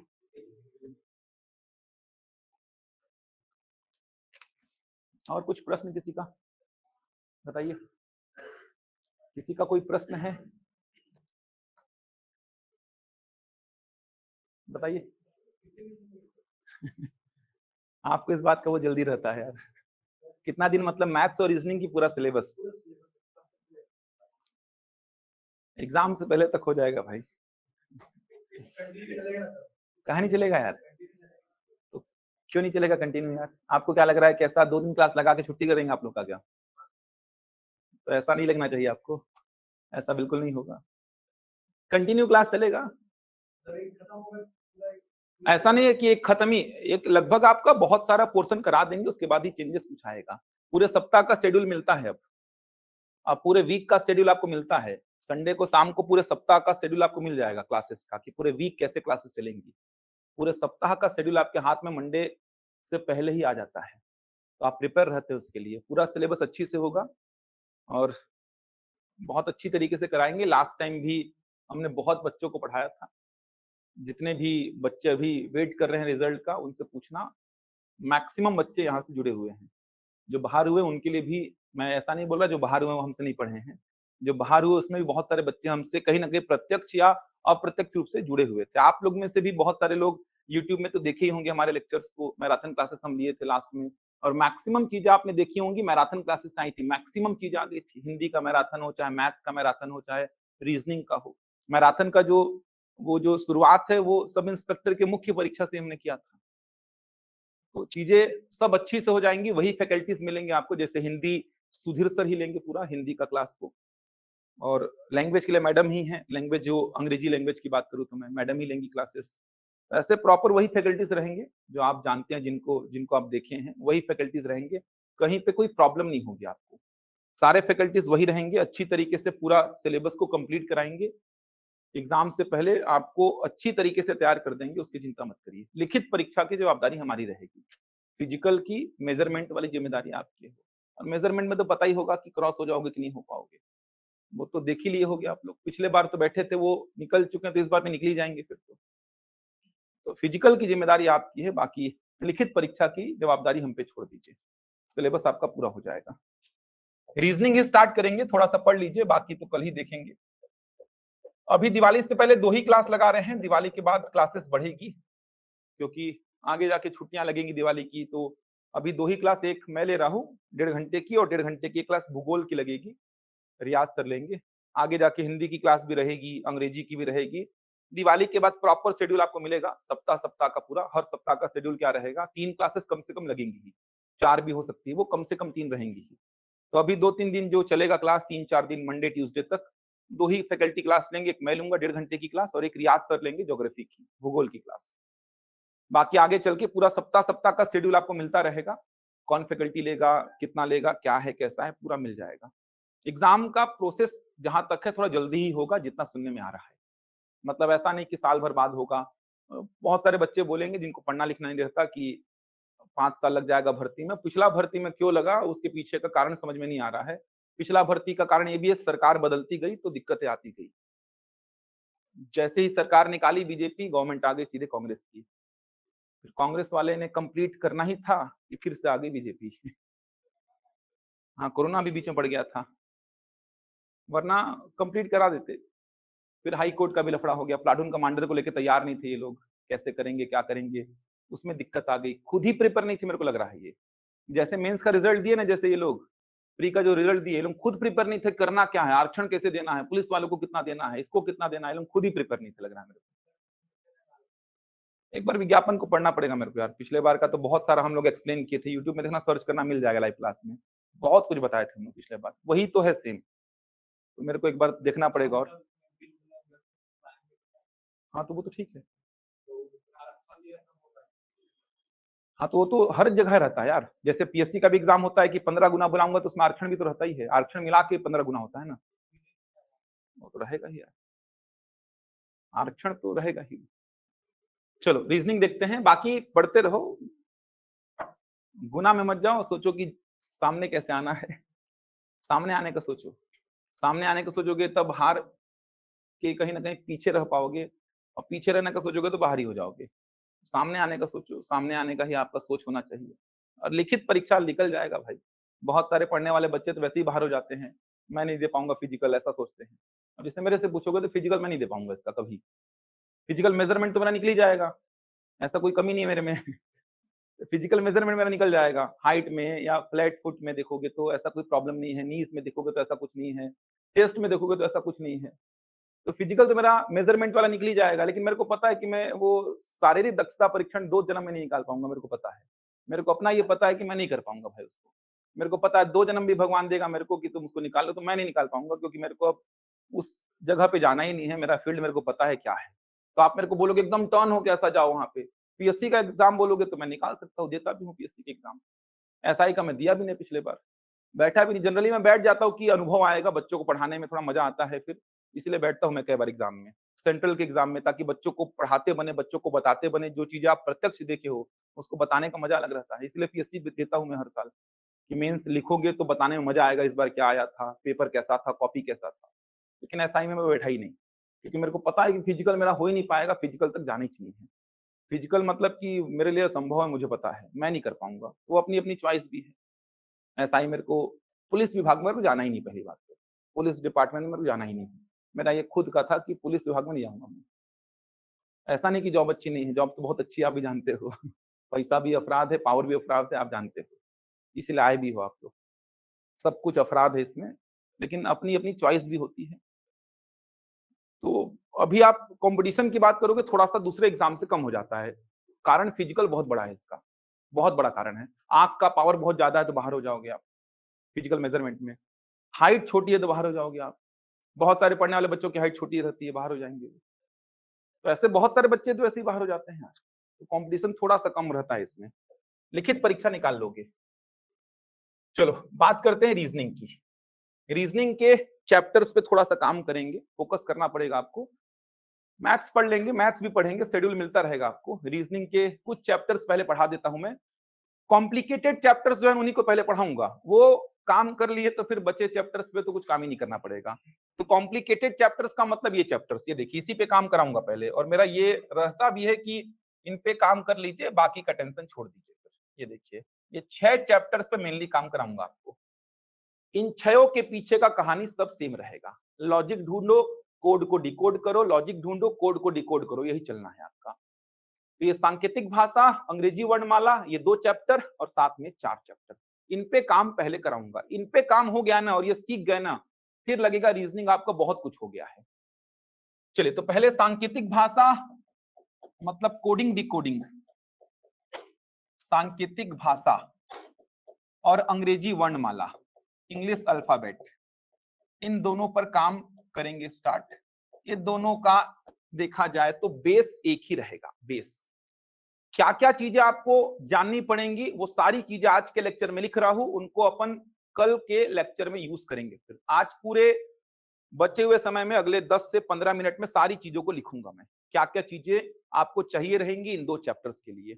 ऐसा नहीं कि इन 2 चैप्टर्स में ही काम आएंगी, आगे वो 4 चैप्टर्स जो मैं बताया ना, जिनमें गोला मारा, उन चारों में भी काम आएंगी। तो किन-किन चीजों की आवश्यकता होगी, तो सबसे पहले तो अंग्रेजी वर्णमाला आपको रटी होनी चाहिए।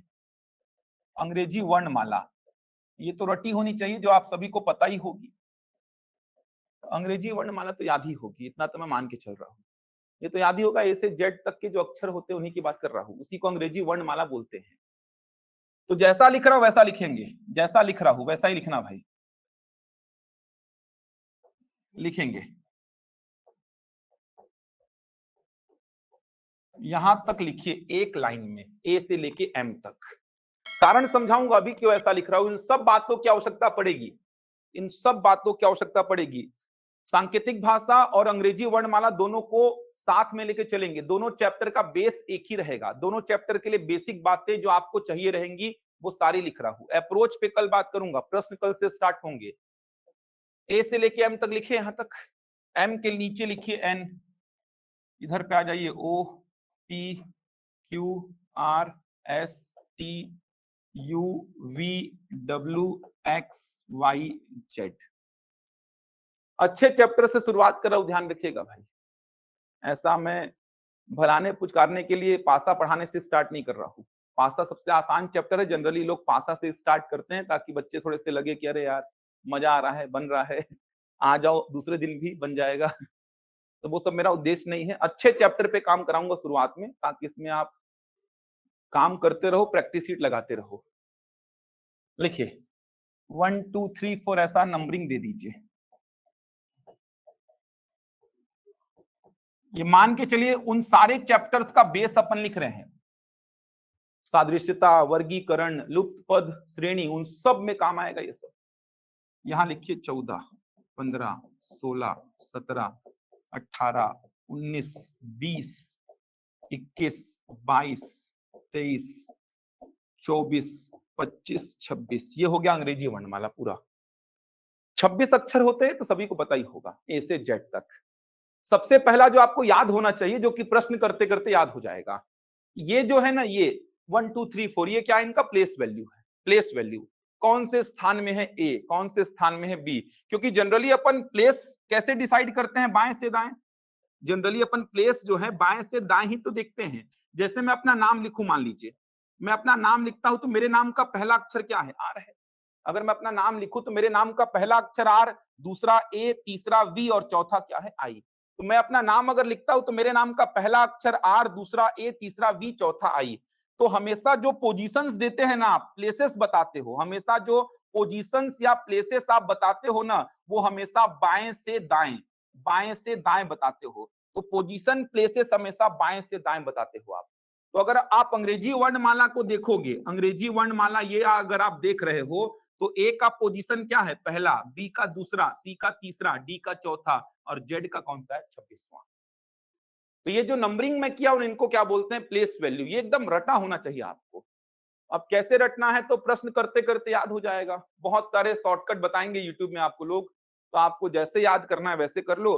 और कुछ कुछ तो याद ही होंगे, जैसे शुरुआत के 5 याद रहते हैं, अंतिम के 2-3 याद रहते हैं। अपने नाम का पहला अक्षर तो याद ही रहेगा। अब बात अलग है कि आपका नाम ए से स्टार्ट होता है तो कोई अर्थ नहीं है उसका। एक ही होगा वो। तो आपका नाम भी यहाँ पे भी साथ छोड़ दिया आपका। जैसे मेरा नाम का पहला अक्षर आर है तो मेरे को आर का पोजीशन याद रहता है, क्या है, 18 है।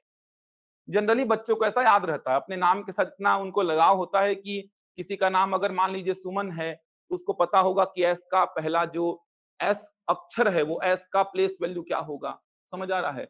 किसी का नाम कुछ और है, मान लीजिए किसी का नाम राहुल है तो उसको पता होगा कि आर जो है वो आर का पोजीशन क्या होगा, 18 होगा। किसी का नाम सौरभ है तो उसको पता होगा कि एस का जो प्लेस वैल्यू है वो क्या होगा, 19 होगा। तो अपने नाम का पहला अक्षर जनरली बच्चों को पता ही रहता है, अपने नाम का पहला अक्षर।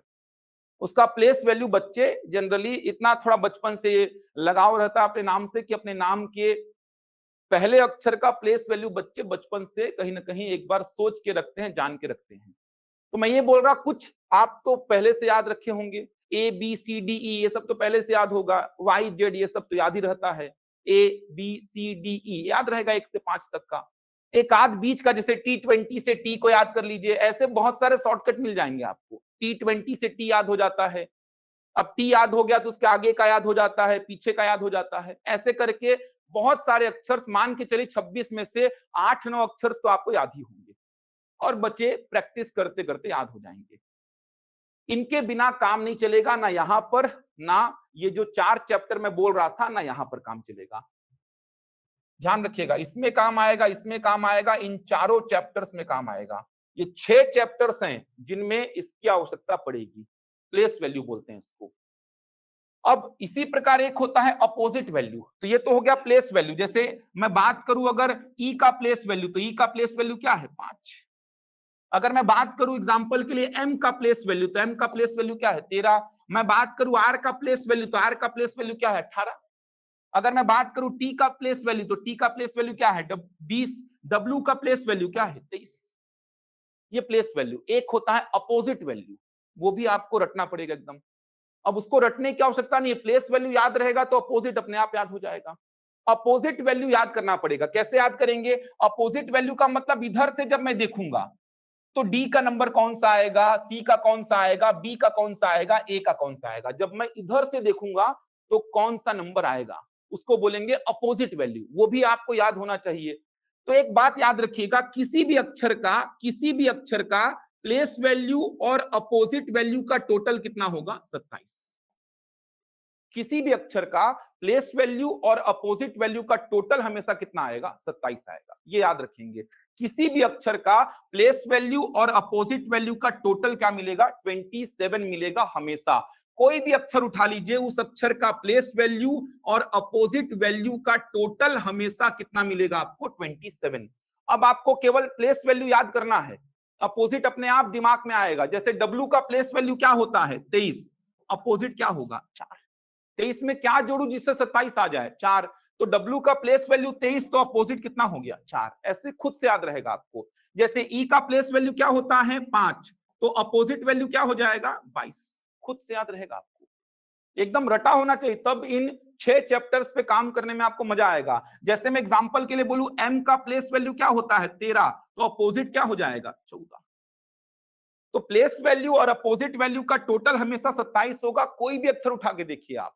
तो मैं अगर W की बात किया तो W का प्लेस वैल्यू 23, तो विपरीत क्या आएगा? 4। विपरीत का मतलब इधर से काउंट करूंगा तो W का नंबर कौन सा आएगा? देखो ना, W X Y Z, अगर इधर से काउंट करूंगा तो Z पहला, Y दूसरा, X तीसरा और W कौन सा होगा? चौथा। तो ऐसे थोड़ी याद करेंगे कि प्लेस भी याद करें, अपोजिट भी याद करें। आपको केवल प्लेस वैल्यू याद करना है, अपोजिट अपने से तुरंत आएगा, क्लिक होगा। जैसे मैं बात करूं अगर L का प्लेस वैल्यू कितना होता है? 12, तो अपोजिट तुरंत आएगा कितना? 15। 12 में क्या जोड़े जिससे 27 आ जाए? 15। ऐसे करना पड़ेगा आपको, समझ आ रहा है? अगर मैं बोलूं B का प्लेस वैल्यू, तो आप बोलेंगे 2, अपोजिट क्या होगा? तो आप बोलेंगे कितना? 25। A का प्लेस वैल्यू क्या होगा? 1, अपोजिट बोलूं तो क्या होगा? 26। तो किसी भी अक्षर का प्लेस वैल्यू और अपोजिट वैल्यू का टोटल कितना होगा? 27 होगा। ये याद रखेंगे आप, समझ आ रहा है? अब आप बोलेंगे 27 कैसे हो रहा है सर? टोटल अक्षर ही 26 होते हैं, तो 27 कैसे आ रहा है? तो इसके पीछे का कारण भी समझ लीजिए। इसके पीछे का कारण समझेंगे, ये देखिए, इसके पीछे का कारण समझना। मान लो यहाँ पे क्या है? ई। मान लो यहाँ पे ई है। ई का प्लेस वैल्यू क्या है? 5, पता है आपको? इसका मतलब ई को मिला करके यहाँ पर कितने अक्षर हैं? 5। यही तो मतलब होगा ना। ई का प्लेस वैल्यू 5 है, मतलब ई को मिला करके यहां से लेके यहां तक कितने अक्षर हैं? 5। ई का अपोजिट वैल्यू क्या है? 22। मतलब यहां से यहां तक ई को मिला करके कितने अक्षर हैं? 22। यही तो मतलब होगा। अब इन 22 में भी ई शामिल है और इन 5 में भी ई शामिल है, इसीलिए टोटल 26 ना होकर कितना हो रहा है? 27। समझ पा रहे हैं? इन 5 में भी ई शामिल है ना, और इन 22 में भी ई शामिल है। इन 5 में भी ई शामिल है, इन 22 में भी ई शामिल है, इसीलिए तो 5 और 22 को जोड़ने पर क्या आ रहा है? 27, क्योंकि ई इन 5 में भी है, ई इन 22 में भी है, इसीलिए तो 5 और 22 को जोड़े तो क्या आ रहा है? 27 आ रहा है। इसीलिए किसी भी अक्षर का प्लेस वैल्यू और विपरीत वैल्यू का टोटल कितना आएगा? 27 ही आएगा, क्योंकि प्लेस वैल्यू में और विपरीत वैल्यू में दोनों वो अक्षर शामिल हो रहा है। ये देखिए ना, ई प्लेस वैल्यू में भी आ रहा है, ई का प्लेस वैल्यू 5 है, मतलब 5 अक्षर हैं ई को मिला करके। ई का विपरीत वैल्यू इधर से देखूंगा तो 22 है, मतलब ई को मिला करके यहाँ पे 22 अक्षर हैं, तो दोनों को जोड़ा तो 27 आना तो स्वाभाविक सी बात है, क्योंकि इन 5 में भी ई आ रहा है, इन 22 में भी ई आ रहा है, तो दोनों को जोड़ने पर गारंटीड क्या आएगा? 27। जैसे एम की बात करूंगा, ये देखिए, एम का प्लेस वैल्यू कितना है? 13, मतलब एम को मिलाकर यहाँ पे कितने अक्षर हैं? 13। एम को इधर से काउंट करोगे तो कौन से नंबर पे आएगा? 14। तो इधर पे 13 एम को मिला करके, इधर पे 14 एम को मिला करके, तो टोटल कितने हो गए? 27। क्यों 27 हो गए? क्योंकि यहां पर भी एम शामिल है, यहां पर भी एम शामिल है। समझ आया कारण क्या है? तो आपको ये कारण वगैरह के पीछे बहुत ज्यादा भागना नहीं है, आपको ध्यान क्या रखना है कि किसी भी अक्षर का प्लेस वैल्यू और अपोजिट वैल्यू का टोटल हमेशा क्या आएगा? 27। तो आप प्लेस वैल्यू को याद कर लो, अपोजिट अपने आप याद हो जाएगा। समझ पा रहे हो बात को? प्लेस वैल्यू याद कर लो बस। जैसे एल का प्लेस वैल्यू क्या होता है? 12, अपोजिट क्या? 15। सीधे बोलना। टी का प्लेस वैल्यू कितना? 20, अपोजिट कितना? 7। डब्ल्यू का प्लेस वैल्यू 23, अपोजिट कितना? 4। ओ का प्लेस वैल्यू कितना? 15, अपोजिट कितना? 12। सीधे 27 करने के लिए 15 है तो बचा कितना? 12। ऐसे करना है। आर का प्लेस वैल्यू कितना? 18, तो अपोजिट कितना? 9। समझ आ रहा है? बन जाएगा ऐसा। तो ये आपको याद करना पड़ेगा, अभी याद नहीं होगा कोई दिक्कत नहीं है, वो प्रैक्टिस इतना कर लेंगे ना अपन, पूरा याद हो जाएगा, ये रटा जाएगा, देखना आपको, आप एकदम रट लोगे, क्योंकि अप्रोच यही फॉलो करना पड़ेगा अपन को। क्यों अप्रोच ये फॉलो करना पड़ेगा? क्योंकि मैं जैसे प्रश्न बोलूंगा ना कि मॉडर्न का कोड, मॉडर्न लिख दिया मान लीजिए मॉडर्न में लिख दिया, इधर पे कुछ कोड लिखा हुआ है मॉडर्न का, तो आपको क्या करना पड़ेगा, दिमाग में सोचना पड़ेगा, इधर ऐसा लिखना पड़ेगा, ऊपर 13 नीचे कितना 14, ऐसे लिख लिख के काम करेंगे अपन। ऊपर क्या लिखेंगे प्लेस, और नीचे क्या लिखेंगे विपरीत। ओ का प्लेस वैल्यू कितना 15, विपरीत कितना 12, डी का प्लेस वैल्यू 4, विपरीत कितना 23, ई का प्लेस वैल्यू 5, विपरीत कितना 22, आर का प्लेस वैल्यू 18, विपरीत कितना 9, एन का प्लेस वैल्यू 14, विपरीत कितना 13। इसको जोड़ के देखेंगे क्या कोड मिल रहा है मुझे, क्या नजदीक पहुंच पा रहा हूं उस कोड के, इसको जोड़ के देखेंगे क्या कोड मिल रहा है मुझे, क्या मैं नजदीक पहुंच पा रहा हूं कोड के। ऐसे अप्रोच फॉलो करना पड़ेगा। अब यहाँ पे ऐसा थोड़ी करोगे कि मैं झांकू इधर देखूं कि एम का कितना प्लेस, फिर झांकू फिर देखूं ओ का कितना है, ऐसे काम नहीं चलेगा। एकदम ऐसा रटा होना चाहिए, एम लिखा मतलब 13 14, ओ लिखा मतलब 15 12, डी लिखा मतलब 4 23, ई लिखा मतलब 5 22, आर लिखा मतलब 18 और 9, एन लिखा मतलब 14 और 13। ऐसे अप्रोच फॉलो करेंगे। इसको जोड़ के देखेंगे क्या कोड मिला, क्या आसपास पहुंचा, इसको जोड़ के देखेंगे क्या कोड मिला, क्या आसपास पहुंचा। ऐसे अप्रोच फॉलो करना पड़ेगा अपन को, एकदम रटा होना चाहिए। अगर रट लिए ना तो प्रश्न को करने में बिल्कुल भी तकलीफ नहीं होगी। अप्रोच तो मैं सिखाऊंगा ही आपको, क्या अप्रोच होगा कोड को डिकोड करने का। देख रहे ना, ऐसे लेवल के प्रश्न भी आप कर लोगे जो 2020 21 22 में पीएससी ने प्री में पूछे थे, उस स्तर के प्रश्नों को भी बना लेंगे आप। इतना प्रैक्टिस करा दूंगा इसमें, कैसा भी प्रश्न आएगा इन चैप्टर से काम कर लेंगे वो। यहां तक समझ आया? तो प्लेस याद रखेंगे, अपोजिट अपने आप याद हो जाएगा आपको। ठीक, इसके बाद और कुछ जानकारी जो आपको ध्यान रखनी है, उसमें स्वर पता होने चाहिए क्या है, तो ये तो पता ही होंगे। अंग्रेजी में वॉवेल्स क्या क्या होते हैं, ए ई आई ओ यू, इसको छोड़कर जो बचेगा वो सब का सब क्या है, व्यंजन, कॉन्सोनेंट्स। ये तो याद ही रहेगा सबको। तो इसको छोड़कर जो बचेगा वो सब का सब क्या है, व्यंजन है। समझ आ रहा है? इसको छोड़कर जो बचा वो सब का सब क्या है, व्यंजन। तो स्वर क्या क्या है, ए ई आई ओ यू, इसको छोड़कर जो बचेगा वो पूरा का पूरा व्यंजन। ये आपको ध्यान रखना पड़ेगा। इसके अलावा सिंगल डिजिट वाले अक्षर, सिंगल डिजिट वाले अक्षर ये आपको पता होने चाहिए कौन कौन से होते हैं, कहां से कहां तक होते हैं। तो सिंगल डिजिट मतलब एक ही अंक वाले अक्षर कहां से कहां तक होते हैं, ए से लेके कहां तक, आई तक। ये सिंगल डिजिट वाले अक्षर होते हैं। देखो, ए का प्लेस वैल्यू कितना 1, बी का 2, सी का 3, डी का 4, ई का 5, एफ का 6, जी का 7, एच का 8, आई का 9। ये है सिंगल डिजिट वाले अक्षर। कभी कभी कोड करते समय सिंगल डिजिट वाले को अलग से कोड किया है और डबल डिजिट वाले को अलग कोड किया है। कभी कभी कोड करते करते स्वर को अलग कोड करेगा और व्यंजन को अलग कोड करेगा। तो ये सब कुछ ध्यान रखना पड़ेगा आपको। तो सिंगल डिजिट वाले अक्षर कहां से कहां तक, ए से आई तक। डबल डिजिट वाले अक्षर, डबल डिजिट वाले अक्षर, डबल डिजिट मतलब 2 अंकों वाले अक्षर कहां से कहां तक, देखो जल्दी से, जे से कहां तक, जेड तक, जे से जेड तक। ये डबल डिजिट वाले अक्षर हैं, जे से जेड तक। ये सारी बातें दिमाग में बैठा के रखनी पड़ेंगी, अप्रोच में बताऊंगा फिर आपको। तो डबल डिजिट वाले अक्षर हो गए जे से जेड तक। देख सकते हैं जे स्टार्ट होता है 10 में है और जेड क्या होता है 26। ये देखिए, इसके अलावा और क्या क्या ध्यान रखना है, तो एक होता है बीजांक, एक होता है बीजांक, बीजांक, बीजांक। अब ये बीजांक क्या होता है इसको ध्यान से समझना। बीजांक किसको बोलते हैं, क्या होता है बीजांक, इसको ध्यान से समझना। बीजांक का मतलब क्या हुआ, जैसे 15 का बीजांक मुझे लिखना है, 15 का बीजांक। तो 15 का बीजांक कैसे लिखूंगा, 1 और 5 को जोड़ के क्या लिखूंगा 6। इसको बोलते हैं बीजांक, डिजिट सम बोलते हैं इसको। समझ आ रहा है? ये भी याद होना चाहिए। जैसे 26 का बीजांक मुझे बताना है, 26 का बीजांक, तो 26 का बीजांक कैसे बताऊंगा, 2 और 6 को जोड़ के क्या बोलूंगा 8 बोलूंगा। तो 15 का बीजांक मतलब, बीजांक का मतलब उसके अंकों को जोड़कर सिंगल डिजिट में लेकर के आओ। जैसे 456 का बीजांक मुझे बताना है, तो 4 + 5 + 6 कितना आया 15, 15 मतलब कितना 6। ये देखो, ये सब यूज होगा लॉजिक ढूंढने में, कोड को डिकोड करने में। समझ आ रहा है? सिंगल डिजिट में कोड हुआ मतलब कहीं ना कहीं बीजांक का खेल है वहां पर, ऐसे पकड़ेंगे अपन चीजों को कि सिंगल डिजिट में कोड हुआ मतलब कहीं ना कहीं बीजांक का खेल चल रहा है। डबल डिजिट में कोड है मतलब बीजांक तो सोचना ही नहीं है, क्योंकि बीजांक हमेशा कैसा होता है, सिंगल डिजिट। 4 5 6 जोड़ेंगे तो क्या आया 15, 15 का बीजांक क्या लिखेंगे 6 लिखेंगे। ऐसे बीजांक निकालते हैं। जैसे m को देखा तो क्या याद आना चाहिए 13, 13 दिखा तो ठीक, नहीं दिखा तो क्या याद आए 14। 13 क्या है m का प्लेस वैल्यू, नहीं दिखा तो किसको याद करो 14, 14 क्या है अपोजिट। अच्छा 13 और 14 कुछ नहीं दिखा तो क्या 4 और 5 दिख रहा है, 4 क्या है 13 का बीजांक, 5 क्या है 14 का बीजांक। ये अप्रोच बनाएंगे अपन, अप्रोच पे काम करेंगे। बहुत सारे क्वेश्चंस देखना ना, आपको खुद विश्वास नहीं होगा कि ऐसे ऐसे क्वेश्चंस भी आप कोड को डिकोड कर ले रहे हैं।